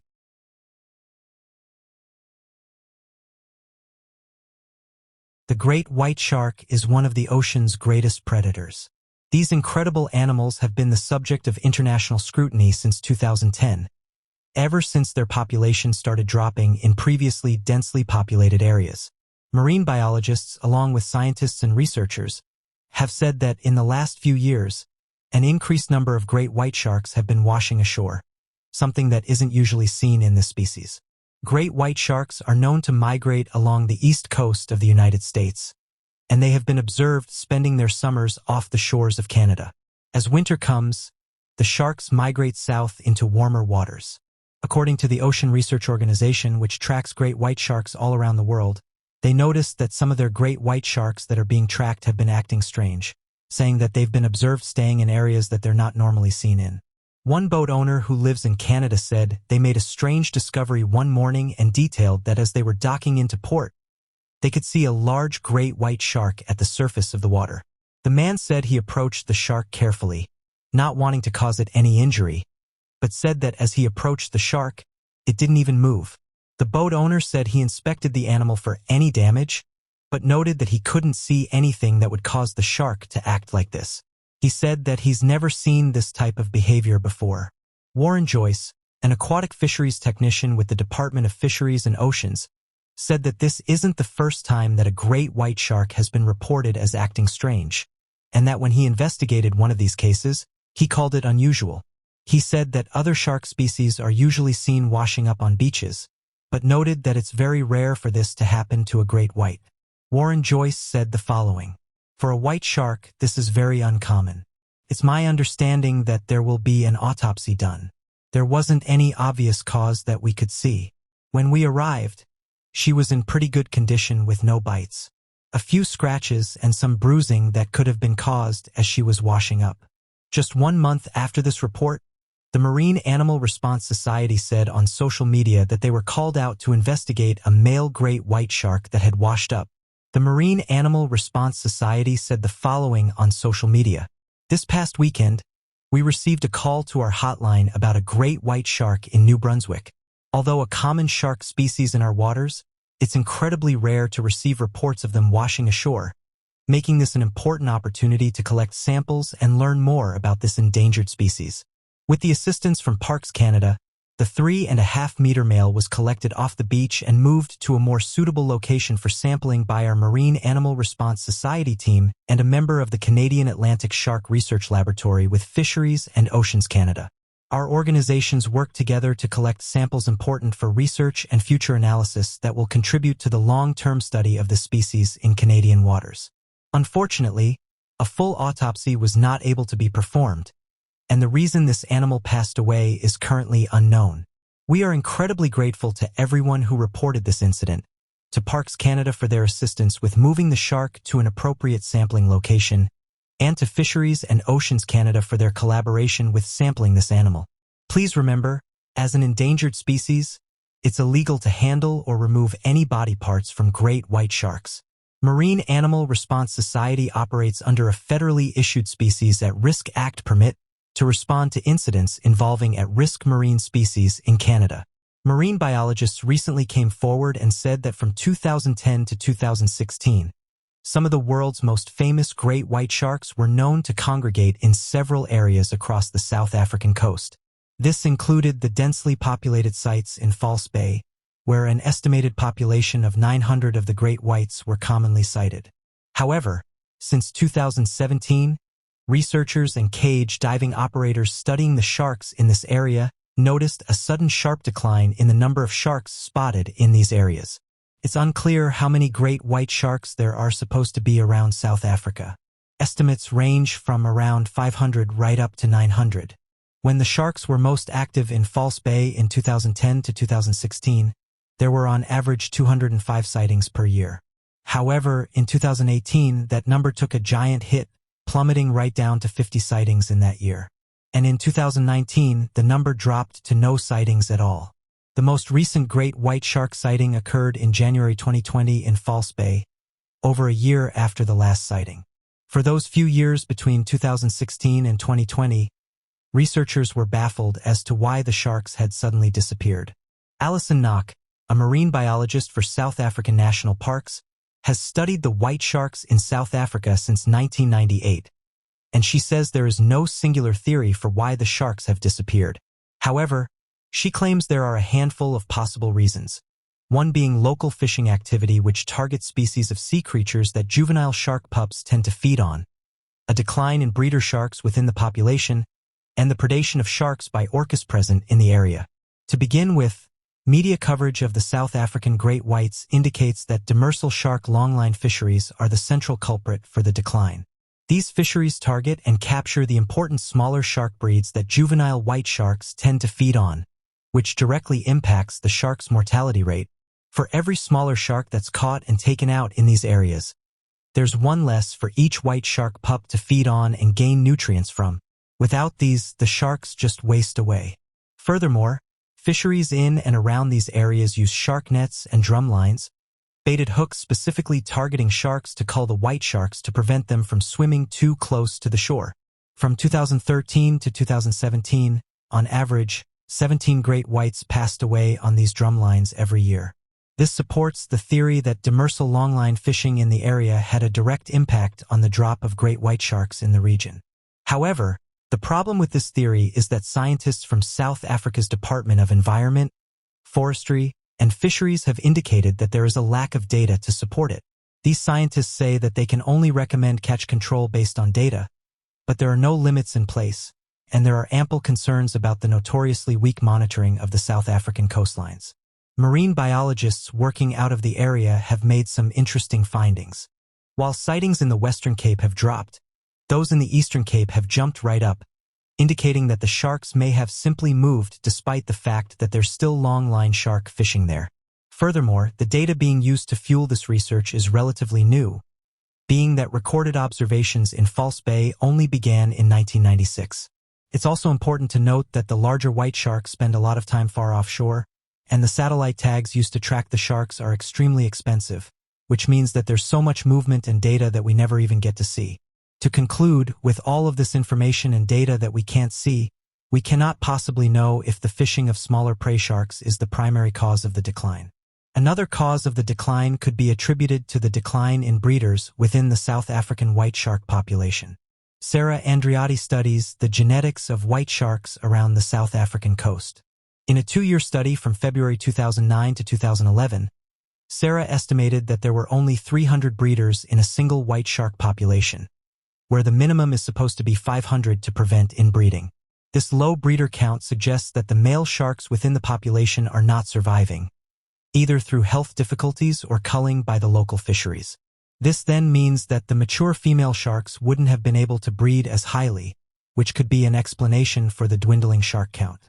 However, there isn't much data to support this, so it's hard to know if this had a significant impact on the difference in sighting counts. The final theory, and the most plausible and supported of the bunch, is the recent spike in orca presence along the South African coast. Orcas are known for preying on seabirds, octopuses, sea turtles, rays, fish, and sharks. They're also known for being highly aggressive, especially if they're of the transient type, traveling in pods, acting like wolf packs in order to hunt marine mammals.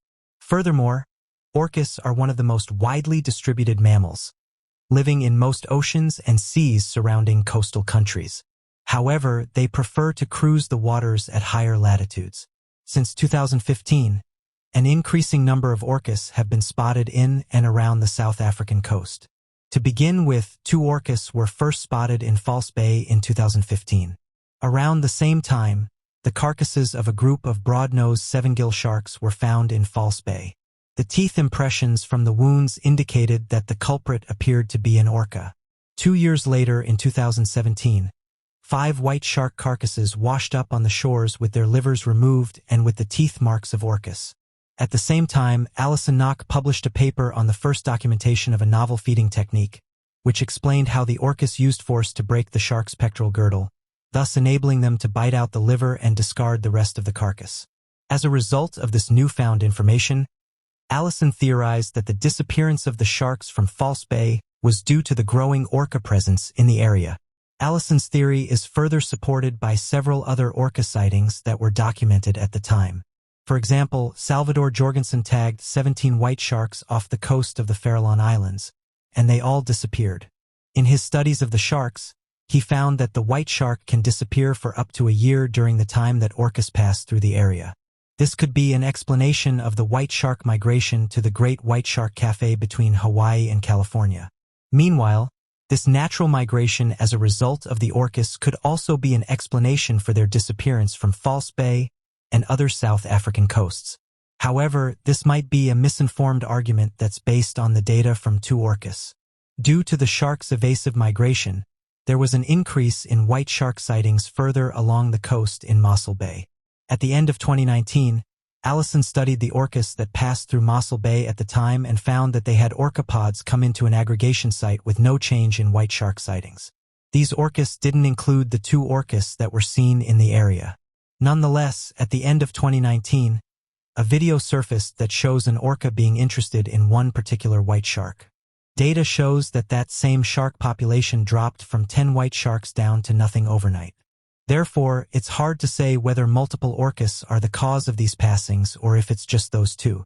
Either way, we can say with some level of certainty that increased orca presence in the False Bay and coastal areas directly impacted the number of white sharks that were around at the time. However, we can't be certain of which particular orcas are responsible. All of this data helps us better understand these incredible animals. As of right now, it's not just great white sharks that are washing up on shores and declining in numbers. Scientists and researchers who've been conducting their own studies have said this is happening in various locations across the world. And worryingly, when we look at some of the causes, human activity in the ocean seems to be a leading factor. One recent study revealed the Navy's use of sonar is hurting whales. It has been determined that active sonar is extremely harmful to whales and other aquatic animals, specifically a type of active sonar referred to as low-frequency active sonar. Low-frequency active sonar emits sound at a decibel nearly twice that of a rock concert and can maintain the decibel of a concert for 300 miles underwater. Not only is this incredibly loud, it's severely detrimental to animals who primarily use long-range sound underwater to communicate with each other, to find food, and to navigate. Low-frequency active sonar has led to animals losing contact with other members of their species, to them no longer foraging for food, and to them swimming deep or rising quickly because they are frightened by the sound.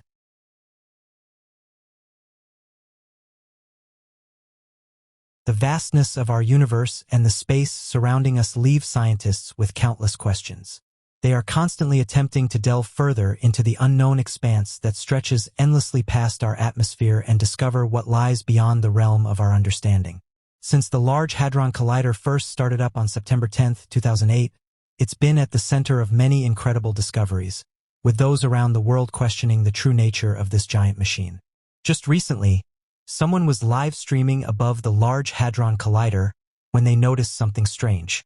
They described the object in question as being a set of stationary lights, saying that they didn't move, were hovering above the Large Hadron Collider complex, and that every so often each of the lights would turn on and off, but said that not at any point did they descend in elevation, and describing the object as being in the shape of a triangle or a boomerang.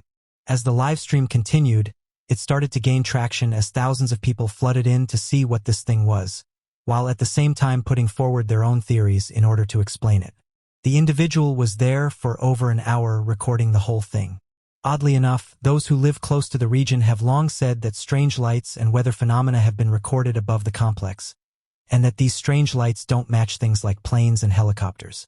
One person said the following about the strange lights. "This is a little ominous, isn't it? There's a huge triangular-shaped object hovering above the Large Hadron Collider while lightning is surrounding it. It's like a scene from a movie." End quote. One of the strangest things about this event was how the object just stayed in the same position for all of the live stream, with some of the viewers asking how it could have done this. The strange object was made up of 4 lights that would occasionally turn on and off. At this moment in time, the size of this craft is not known, but some have guessed that it's anywhere from 40 feet to hundreds of feet in length. Another user has said that residents keep reporting strange openings in the sky, describing them as looking like portals. And oddly enough, in some instances, witnesses have reported seeing strange objects flying out of these openings only to fly off at incredible speeds. During the last few years, there's been a wide range of reports featuring sightings of glowing objects that don't appear to match anything in the area. Some described these objects as looking like glowing orbs, while others called them green fireballs, and said that they demonstrated a form of intelligence in their evasive maneuvering and flight patterns. One of the first known reports surrounding these strange aircrafts was made back in 2010. According to the report, a civilian airplane, alongside a nearby military airplane, both reported what they described as a bright green fireball passing nearby as they were flying over the area. The 2 pilots were quoted as describing the fireballs as a huge green meteor and a green ball of fire with no physical dimensions or outlines. Residents backed up these claims and noted that strange objects could be seen traveling across the sky, but after investigations were carried out, the first report was dismissed, saying that the most likely explanation for this sighting was that of a meteor burning up in the lower atmosphere with a possible chemical composition of copper chloride, a compound commonly known for burning a bright green under natural conditions. Oddly enough, only a few days after this first sighting, locals in the area would go on to report that portals started opening up in the sky, and that strange objects could be seen flying out of them. Although this sounds like a completely fabricated story, a very similar report has been made at the Skinwalker Ranch, which can be found in the United States. One user detailed the following encounter. In 2010, a group of us saw a bright light in the sky that appeared to be an opening of sorts. At first, we thought that it may have been a new kind of technology that was testing out company logos in the sky. But as we were watching this strange spiral in the sky, an object then flew out of it. After around 10 seconds, the strange spiral closed, and the object that flew out of it was nowhere to be seen. We all just stood there questioning what we had just witnessed. End quote. Pilots in the area have described the aircrafts they've witnessed as displaying intelligent and erratic movements and appeared to contain no physical outlines of any kind. Realizing that something far more unnatural was occurring, this second sighting would cause more people in the area to take notice of these strange aircrafts. Oddly enough, only 12 days following the prior incident, an astronomer working at the University of New Mexico claimed to have spotted several of these objects that had been reported. When observing the unexplainable lights, the astronomers studied their paths and emissions and gathered a significant amount of information before writing to the United States Air Force. The astronomers' letter detailed these objects, and they said to the United States military that the lights were not typical of meteor behavior and must be a form of intelligent aerial craft. As of right now, these sightings have been dismissed as being planes, meteorites, or space debris burning up in the atmosphere.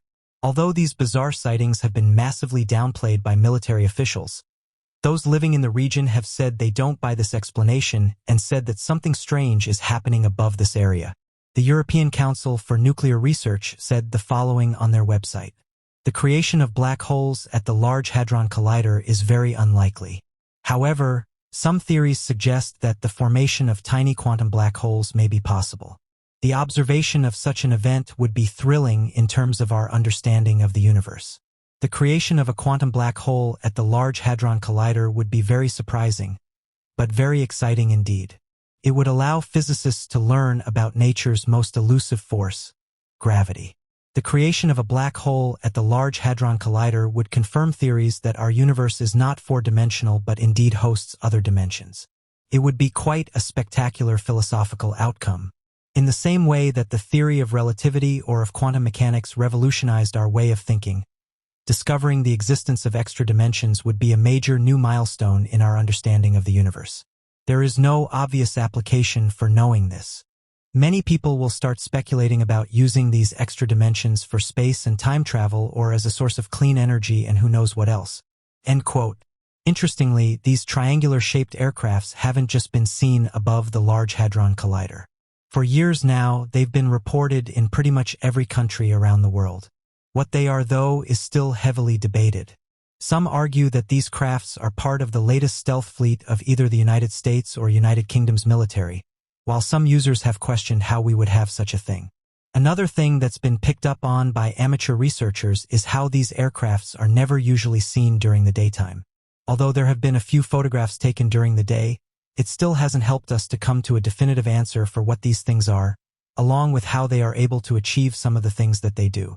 There have been around 4,000 reports of these triangles since 1990 in the United Kingdom alone. There have also been waves of triangle sightings in Belgium, France, Holland, and Germany.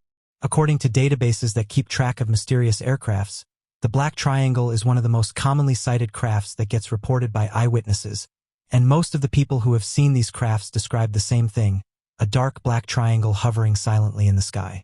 Mr. McGrillen, a media journalist, has said that United States officials have in their possession a clear photograph of one of these black triangles rising out of the ocean, saying that insiders are aware of this photograph as they have gone on record about it, saying that the craft was captured back in 2019 by a pilot. Mr. McGrillen said the following: "It could be a key piece of evidence, demonstrating that we are truly in the presence of some other intelligence." End quote. At the time, the pilot was flying in a Super Hornet. The photograph in question was captured by equipment on board the Super Hornet, which is one of the reasons why it hasn't been released to the public, with insiders noting that the photograph is still locked up with United States officials who don't talk about it and who've said likely won't be releasing it any time in the near future. Those who've seen the photograph have said that it was captured by the pilot off the east coast of the United States and describe it as looking like a giant black triangle with blunted edges and having spherical white lights on each of the corners. Tom Rogan, the national security writer for the Washington Examiner, has come forward and said that the photograph does exist after being told about it from insiders. He said the following: "It's the tip of the iceberg, but we will see more leaks of mysterious flying aircraft imagery and data in the coming years. United States officials should get ahead of the curve and officially release more material." End quote. It's for this reason that some have said that these mysterious black triangles don't belong to us, noting that if they aren't willing to even share a photograph or talk about it, then it's likely that these things are coming from an outside source. Some online users have said that it's strange because in the last few years, we've basically been told that many of these crafts are actually seen out in the oceans, and this has caused some to put forward their own theories for why this is. For years now, people have said they've seen strange objects flying in and out of the oceans, with many dismissing these claims as nothing more than made-up stories. But with insiders now admitting that many of these crafts have been seen in our oceans by United States officials and the military, it's only caused more questions to be put forward, including who do they belong to? Why are they more commonly seen out in the oceans? What's out there that's causing them to fly miles out to sea?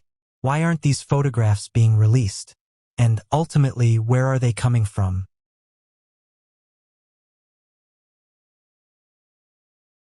Back in 2013, a user on social media by the name of TramStopDan was passing by a trash bin and noticed a strange wooden suitcase sticking out in the bin.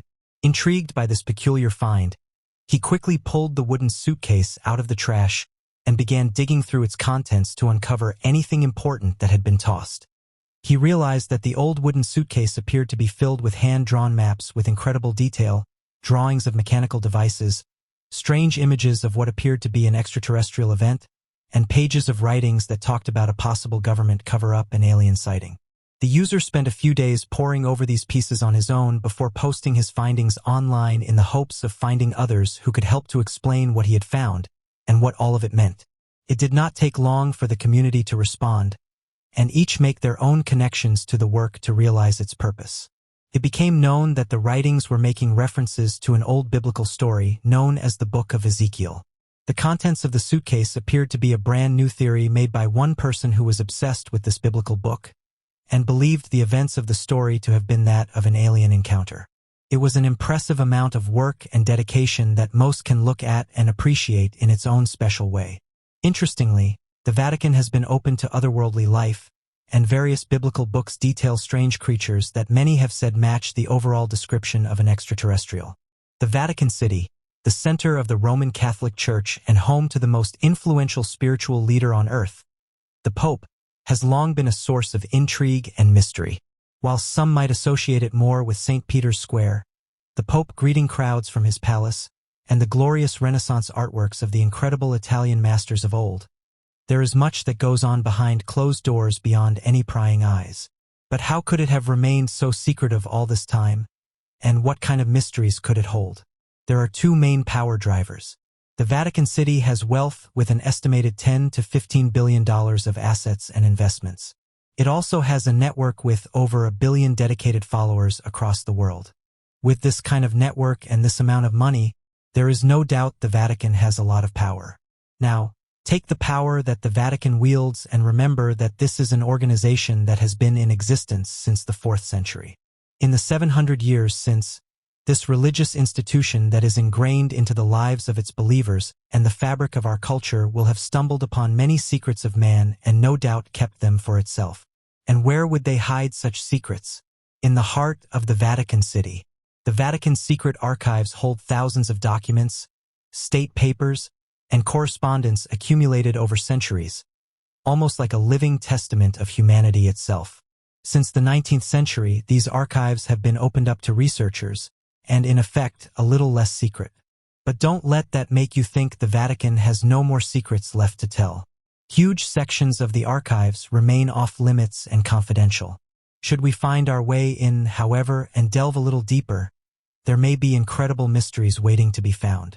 Evidence of advanced life is not something you might expect to get from any major religious organization, let alone the Vatican.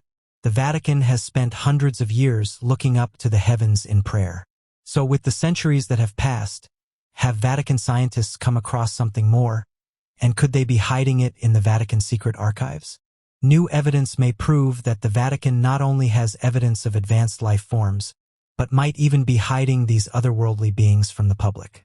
The priest who directs the Vatican Observatory, Dr. Jose Funes, said in an interview that the universe is so huge that it would be possible that life could evolve the way we know it on Earth. It might not seem an odd statement, but this was the first time Vatican officials had ever publicly acknowledged the likelihood of alien life. Not only that, but this is a dramatic reversal of Vatican policy that previously stated aliens did not exist. Something significant must have occurred for the Vatican to reverse a 2,000-year-old teaching. Previous claims have noted that the Vatican might have empirical evidence of intelligent life beyond our planet. After all, the Vatican has a well-funded but private scientific academy, the Pontifical Academy of Sciences, which is dedicated to astronomy and the heavens above. Further, it was affirmed that in 1998, skulls with elongated heads and small faces that were not of human origin or any discernible species on this planet were found under the Vatican Library. This claim has been denied time and time again, as has access to the site of alleged findings also. But if true, this could mean that the Vatican not only knew about advanced life forms, but were hiding them too. Another mystery that has come to light in recent years is that of Jesus' bloodline. The story of Jesus Christ is one of the most well-known across the planet. His miracles, crucifixion, and resurrection are all some of the most famous narratives of human culture. But whilst you might think the story is complete from start to finish, with the Gospels of Matthew, Mark, Luke, and John documenting Jesus' life, there is a large part of Jesus' life that is distinctly missing from the accounts of his story. From the time Jesus was 8 years old until he was in his early 30s, there is a significant gap in his biography. With one exception, there are no details of Jesus' life from when he was 8 days old until he was 30 and beginning his ministry in earnest. The exception is located in the Gospel of Luke, which tells of when a 12-year-old Jesus traveled to Jerusalem with his parents to celebrate Passover. Aside from that, there is nothing else. No detail about Jesus' early years, such as his schooling or childhood friends, or his life as a young adult. That is until now. An ancient manuscript around 1,500 years old has been unearthed at the British Library with surprising revelations about Jesus' life. With such astounding claims in such an early authenticated document, this is something that could certainly have more documents to back it up in the Vatican secret archives. Even with the Vatican having such documents in their possession, however, these chronicles of Jesus' early life would never see the light of day due to their surprising claims. According to this lost gospel of Jesus, the would-be Messiah became engaged, got married, and went on to also produce children. Arguably, there is nothing theologically troublesome about Jesus getting married. It's not as if the Bible rules that out. What is more controversial is the idea of Jesus having a bloodline that still exists today, and that's something the Vatican would want to keep hidden in its secret archives. The Lost Gospel writes that Jesus and Mary produced a daughter, with further pages suggesting the birth of a second child. This document led to deeper investigations beyond the text, with scholars trying to piece together Jesus' subsequent bloodlines. Two of the most prominent researchers believe 13 generations of Jesus' descendants existed in Britain before the times of King Arthur, and that being the case means the descendants of the Son of God are not limited to just a few people, but are many and widely spread amongst us. Research continues to this day. Why does the Catholic Church need to protect the knowledge surrounding the bloodline of Jesus Christ if it is indeed contained within the Vatican Apostolic Archives? The answer here is likely rather simple. Evidence of Jesus' bloodline has the potential to contradict the teachings of the Church and, therefore, undermine Holy Scripture. The implications of Jesus having descendants is a complicated thought. If the relatives of Christ, and therefore the relatives of God, were alive and accessible, then the role of the Pope would be far less significant. However, realistically, after tracing a bloodline for hundreds of generations, the vast majority of people would be related.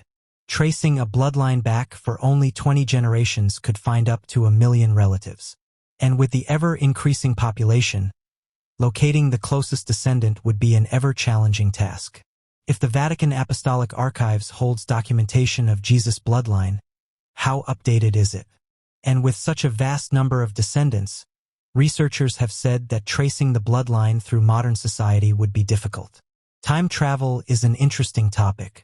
Although the idea of time travel is hypothetical, there are many stories that have been shared in recent years claiming that we have achieved time travel. One of these stories comes from an interesting device that's currently being held deep within the Vatican. The Vatican archives have long been said to hide some of the world's biggest secrets. One story that caught the attention of the public was when a Catholic priest admitted that the Vatican had in its possession a time travel device, and this device allowed anyone to go back to a specific time in the past and view those events. In the 1960s, a Roman Catholic monk named Father Marcello Ernetti met another monk named Father Francis Brune, and this was on a ferry ride in Venice. During the ferry ride, they discussed their own biblical interpretations, but Father Ernetti said something that surprised Father Brune. He said that he didn't see the need for theories and interpretations when they had the ability to see the truth themselves. Father Ernetti claimed that there was a machine that could show them what really happened during the days of the Bible. Father Ernetti told Father Brune about a time-viewing machine called a chronovisor, which looked similar to a television, but allowed people to see and hear things that had happened in the past. He said it finds noises and sights that are still floating around in space. Father Ernetti even claimed that while using this mysterious device, he had watched the crucifixion of Jesus Christ. Years before this, while working with Father Gemelli on filtering the harmonics from Gregorian chants, they somehow heard the voice of Father Gemelli's father speaking through the wire recorder even though he had already passed away. After this, Father Ernetti couldn't stop wondering what happened to noises and sights from the past. He put together a secret team of scientists to help him figure this out. The only two scientists ever named were Werner von Braun and Enrico Fermi. This secret team built the chronovisor in the 1950s.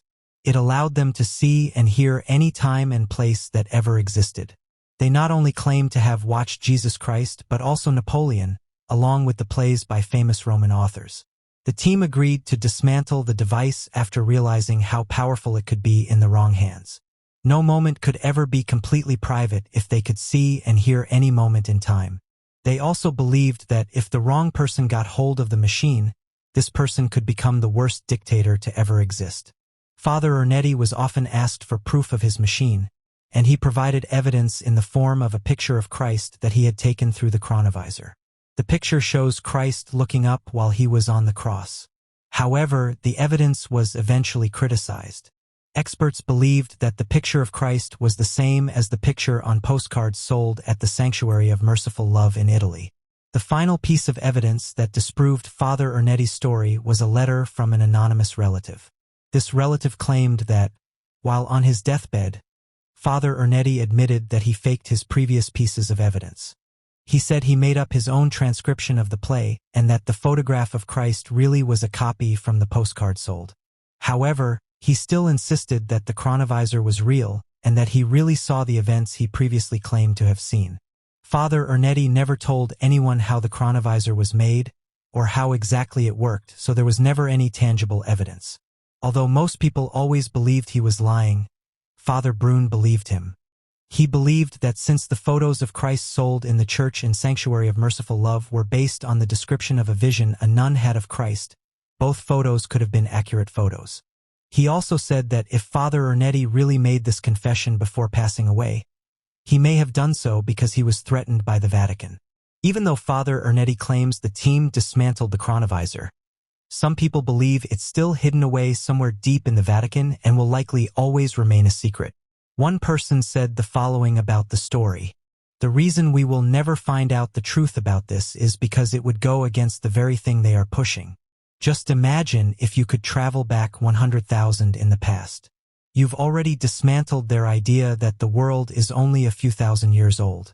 I think a lot of people are starting to wake up to the idea that religion is built on certain agendas.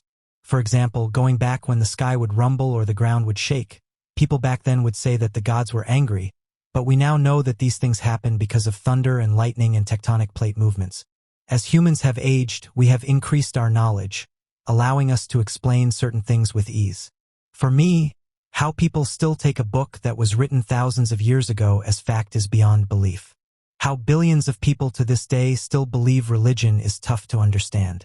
Studies have shown that more people are moving forward with their belief instead of relying on superstition, but it's still an interesting argument that carries on in the modern day.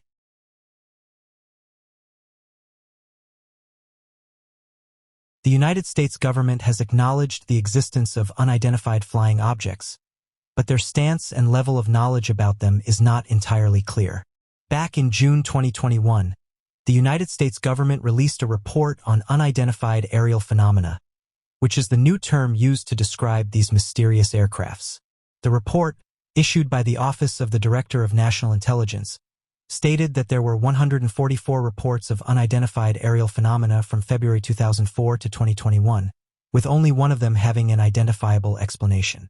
As of right now, though, officials haven't released any more information on this topic, leading amateur researchers to suggest that they're not giving away all of the answers and that they're holding on to substantial evidence which could prove once and for all what these objects are.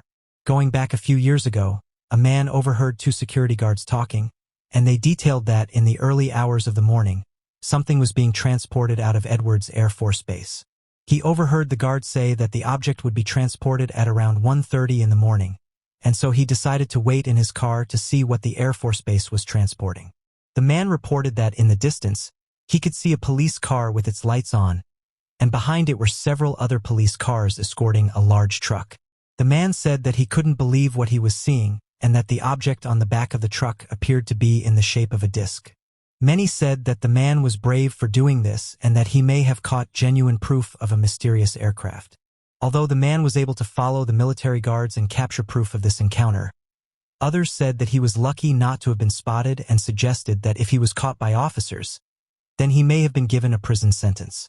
Oddly enough, although the man was able to capture clear photographs of an aircraft in the shape of a disc, some online users came forward and said that it wasn't an unidentified aircraft and was actually an aircraft that belonged to the United States Navy.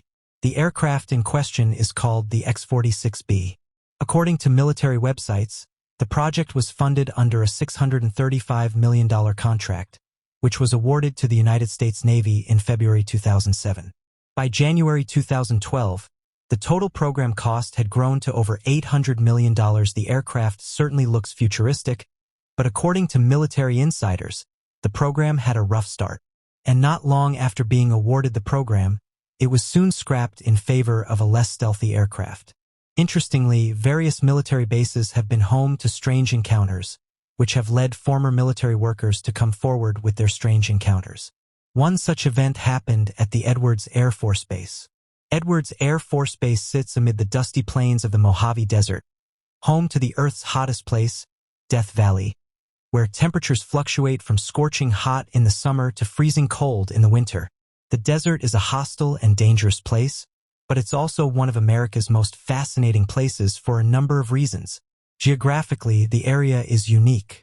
Furthermore, the first space shuttle mission, Columbia, landed at Edwards on its return to Earth in April 1981. However, there's a reason much more relevant to this video as to why we're taking a look at the base. Edwards Air Force Base, by location and the majority of its purpose, is just a regular military installation, but it also serves a joint purpose. The base essentially controls activities at the nearby Homey Airport, an area that in recent years has become synonymous with strange activity. One would imagine that some strange things must be seen late at night that far out in the desert, surrounded by nothing but open air and dusty expanses. One night in 1965, an air traffic controller at the base had a strange encounter with what he believed was an aircraft in the shape of a disc. In 1965, Edwards, like U.S. Air Force bases all over the country, were on high alert for suspicious activity in the skies. Tension with the Soviet Union was mounting, and the most shocking thing that radar controllers in the Nevada desert could have seen back then would have been a Russian aircraft. However, the objects that appeared above the base, apparently flying very high and very fast, appeared in sets of 7 to 12 and looked like pulsating lights against the night sky. However, the controllers couldn't be sure of what they'd seen, and as a precaution, a fighter jet was scrambled from the nearby George Air Force Base. Yet, the strange lights continued to climb into the night sky, far outpacing the fighter jet. Controllers noted that the craft seemed to simply fade away into space, becoming one of the stars. The thing about the Edwards incident is that the eyewitness reports were credible, so the crew at the base most definitely did see something that night. It's just not clear what it was that they saw. We don't know what sort of threat or how bad a threat these mysterious aircrafts posed. But when the evidence was released only about 15 years ago, people realized that the government had gone to great lengths at the time to cover up these sorts of incidents. These mysterious aircrafts have been a thing of immense fascination across the world for thousands of years, but Americans were amongst the first to take a continued interest in the phenomena.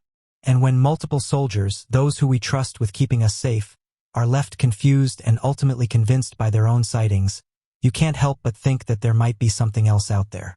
These are just a few examples of what military officials have encountered, and there's definitely no shortage of these types of stories. It's interesting when we hear about these types of sightings that have been witnessed by everyday people, but when military officials come forward and share their stories, they seem more credible. This is because these are the people that work around these areas on a daily basis, so they are used to seeing military equipment on a daily basis. No matter what your thoughts surrounding these incidents, one thing that can't be ignored is that there are only two possible conclusions to make when it comes to repeated UFO sightings, either a truth within the story or false. The United Kingdom is no stranger to these mysterious aircrafts, and since the early 1980s, there have been various mass sightings of strange aircrafts that don't match vehicles such as planes or helicopters. Described as one of the strangest aerial sightings ever made, bordering on the theory of being a possible religious experience, is that of the well-recorded incident referred to by researchers as the Devon Flying Cross sighting.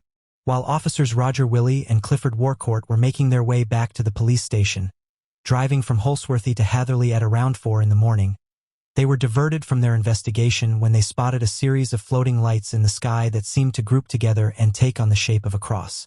According to the two officers, the sighting took place on the October 24th back in 1967 and have yet to find an adequate explanation for what they encountered.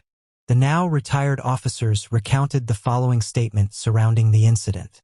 "We were making our way back between Holsworthy and Hatherley when we saw this unusual bright light in the sky. We both registered that we'd seen something. It was something we couldn't logically account for. It was something that I hadn't seen before, I haven't seen since, and something that nobody can explain exactly what it was."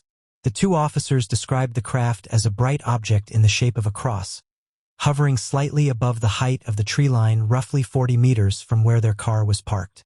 Unsure of what action would be most appropriate to take, the two officers began to pursue the lights, which began to pulsate for about 15 minutes while flying away from their car, still following the path of the road at about the speed of 80 miles per hour.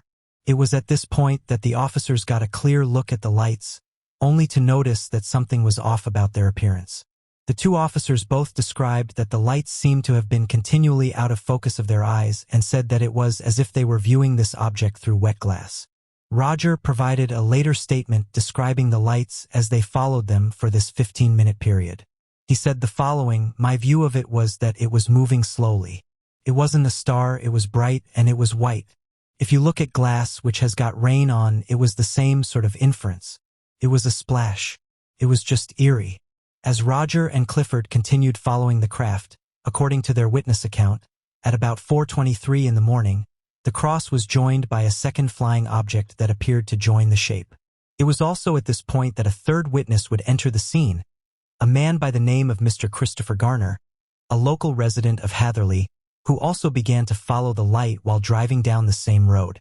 According to Christopher Garner, he originally believed that he was stuck in some kind of trance as the object passed overhead, unsure of what was real and what wasn't, recounting that the entire experience left him questioning whether or not he was experiencing a nightmare. This nightmare would not last for very long, however, as after the distance of 14 miles were passed, the object would fade away and seem to disappear in an instant with no sign of the lights or the cross being anywhere nearby. The sighting was believed to have lasted from 4 in the morning to about 5 in the morning. Unfortunately for the men involved, this would not mark the end of this strange and otherworldly incident. Shortly following their sighting, officers Roger and Clifford claimed to have been approached by the British Ministry of Defence for the purpose of an ongoing investigation into the unidentified aircraft phenomenon, as well as warning them about coming forward with their encounter.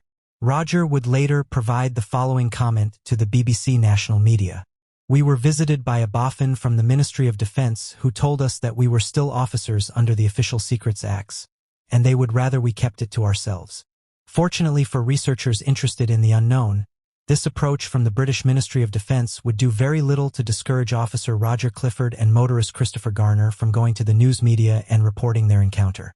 When reports investigated the claims surrounding the strange intimidation tactic taken by the British Ministry of Defense, they would provide the explanation that they were doing their own research into the claims made by the three men and found them to be entirely baseless, providing the additional explanation that the sighting was nothing more than a misidentification of Venus in the sky.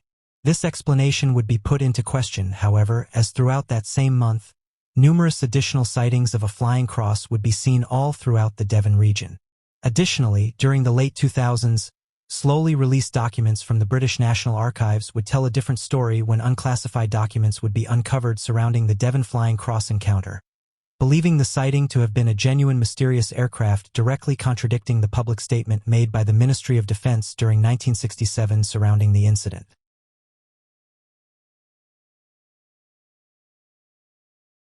Various parts of America are said to be home to mysterious creatures, and one such area is that of North America.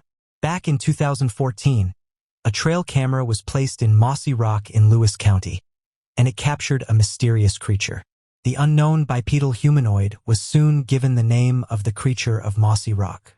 A man had placed a trail camera on his property, which was said to be located out in the middle of the woods. There had been some strange sightings in the area, with the man coming forward and saying that strange noises could be heard late at night, and so he decided to set up one of these cameras in order to catch the culprit. The man who posted the image said the following. The backstory of this image is that it was captured on a trail camera, and the guy who showed me it had been down at his friend's house in Mossy Rock. The property is out in the backwoods, and it's surrounded by nothing but deep woods. Around the same time that this picture was taken, they heard a screaming noise coming from just behind the house, which they said didn't belong to a cougar, coyote, or bear. They wanted to figure out what was causing these noises, and so set up motion-sensitive trail cameras to capture it. When checking the footage the next morning, this is what they found. It's an amazing photo, and it makes every other image I've seen look laughable in comparison. I get really annoyed when people try to argue its authenticity. These guys didn't even know how to send the picture from their computer to their phone. They don't know what Photoshop is. If this photograph is genuine, then it's easily one of the best images we have of this creature and proves there's large bipedal humanoids roaming around in dense regions of America. One user said the following, I've visited this area, and there's definitely something going on in these woods.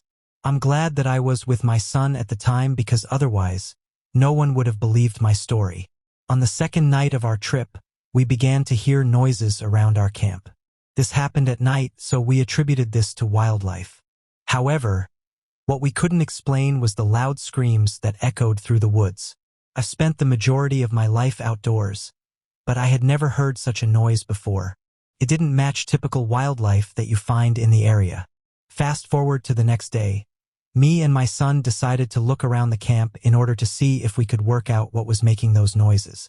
All around us were huge footprints that were double the size of my boots. After making this discovery, we immediately packed up and left the area. It's an experience that I'll never forget, and when I hear these stories, I'm now a little more open-minded. Interestingly, this isn't the first time that hikers and residents within Washington have reported seeing such a creature. In fact, these sightings have become somewhat of a regular occurrence that investigators have now labeled Washington as a hotspot, and it's led hikers and investigators to go out into these areas in the hopes of finding evidence. What these creatures are, though, depends on who you ask, with scientists and anthropologists saying that you're not going to find such a creature, with them detailing that if such a creature did exist and it was related to some great ape species or even a Neanderthal, then we would see evidence of things like bones in forests, saying that you would need a substantial number of these creatures to keep them going, and that as of right now, the evidence points towards them not being genuine. Researchers who have looked into this topic have said that this is actually helping them, and that they've said that we have to start with the process of elimination. Some of these investigators who have spent a large amount of time in these areas have said there's definitely been some interesting correlations that they've picked up on. One being that sometimes when these creatures are seen, strange lights have also been seen in the nearby area. What many people find interesting with these reports is that they aren't anything new. In fact, they can be traced back hundreds of years. Robert Robinson has said that one of the oldest known sightings of a creature fitting the description of the skunk ape took place in the early 1800s, with reports of other large humanoid creatures going back even further. The first reported sightings were by Native Americans, and since then, it's been suggested that there's different kinds. According to the reports, a group of sailors landed north of the Gulf of Mexico. As they had pulled into the bay, they claimed to have spotted a creature covered in hair from head to toe and appeared similar to a 5-foot-tall baboon.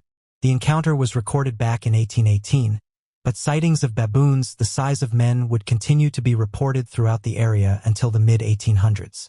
The descriptions of the creature's odor are often conflicting, with many eyewitness reports claiming that the smell is impossible to compare to any other known smell. Some witnesses have claimed that the smell of the creature was similar to a swampy fish smell, with a mixture of rotten fish and eggs. An even smaller number of witnesses have claimed that the creature gives off a somewhat chemical smell, comparing it to hydrogen sulfide, methane, or swamp gas.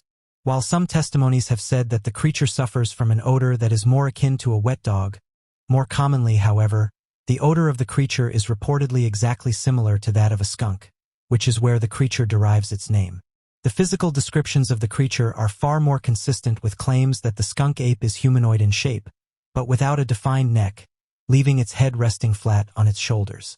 The creature has a human-like face. Fur covering its body except for its face and palms, has well-defined muscles despite the covering of the fur, and appears to have a hump on its back that may or may not extend beyond the top of the creature's head. Researchers have often quoted that two prominent early Native American tribes that had once resided around the modern-day areas of Florida and Louisiana feature reported encounters with the creature within their local mythologies that directly match with descriptions commonly associated with the skunk ape creature.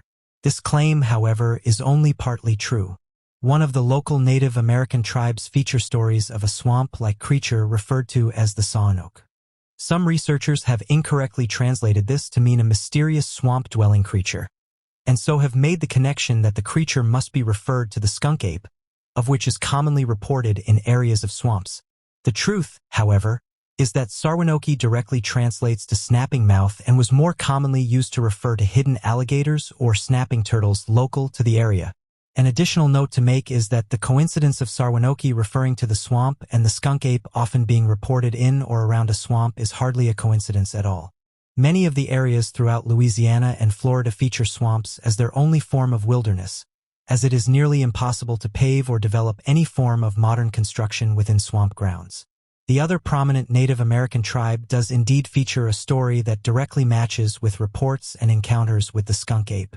Referred to by the tribe as the Kapkaki, of which directly translates to the tall man, the creature is a reportedly humanoid being that is often regarded as the protector of the surrounding woods and swamplands.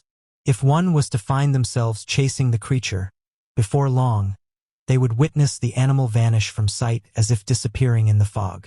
Other titles for the creature were known as the Sand People, the Mangrove People, or the People Eaters. In the early morning, sometime around 6 in the morning, two witnesses were driving into the town of Gainesville, located within Florida, when they reported one of the first documented encounters with the skunk ape. According to the two eyewitnesses, a young mother was traveling with her son. As they were traveling down Route 441, passing a 4-lane highway with an open grassy area that separates the lanes, a tall, humanoid creature covered from head to toe in thick matted fur was standing between the lanes, strolling across the grassy fields. The sighting, which occurred in the February, allowed the witnesses to see the creature in bright daylight despite it being only 6 in the morning. However, they reported that it did not register what they had just seen, and it wasn't until they drove closer that they realized what they were looking at. According to the mother, the two had just passed by the Painesville Prairie Preserve, a state park of more than 21,000 acres that consisted mostly of flat swamplands and unending miles of wet prairies and overgrown marshlands.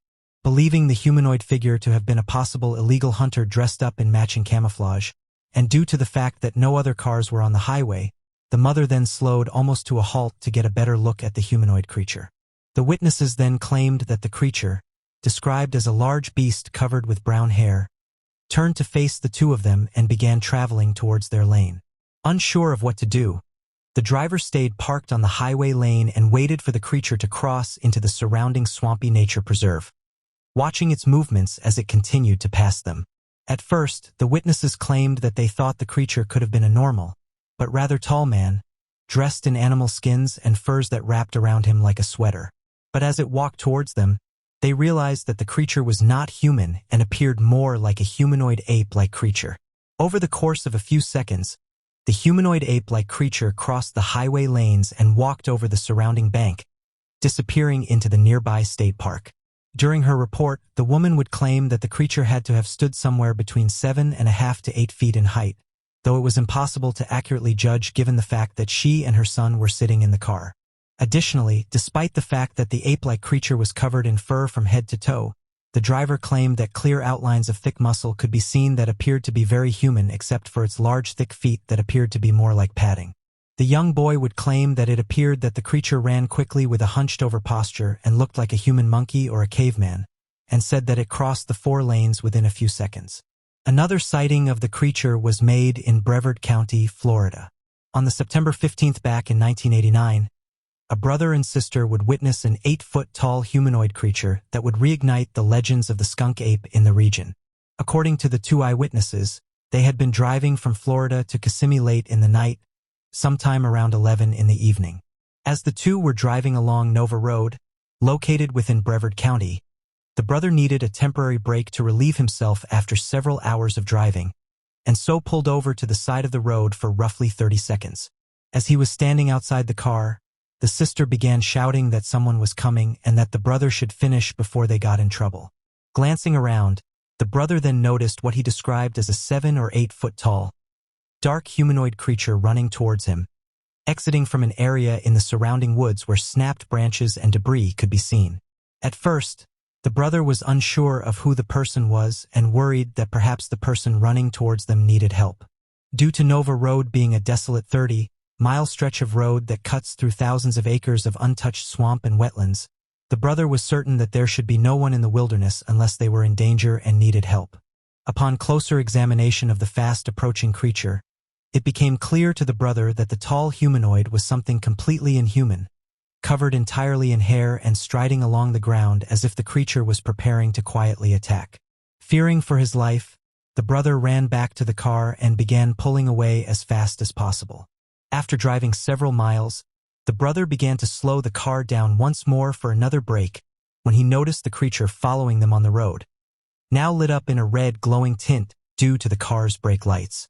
Without any further hesitation, the brother slammed on the pedal and left the creature behind, watching as it jumped back into the nearby swampland.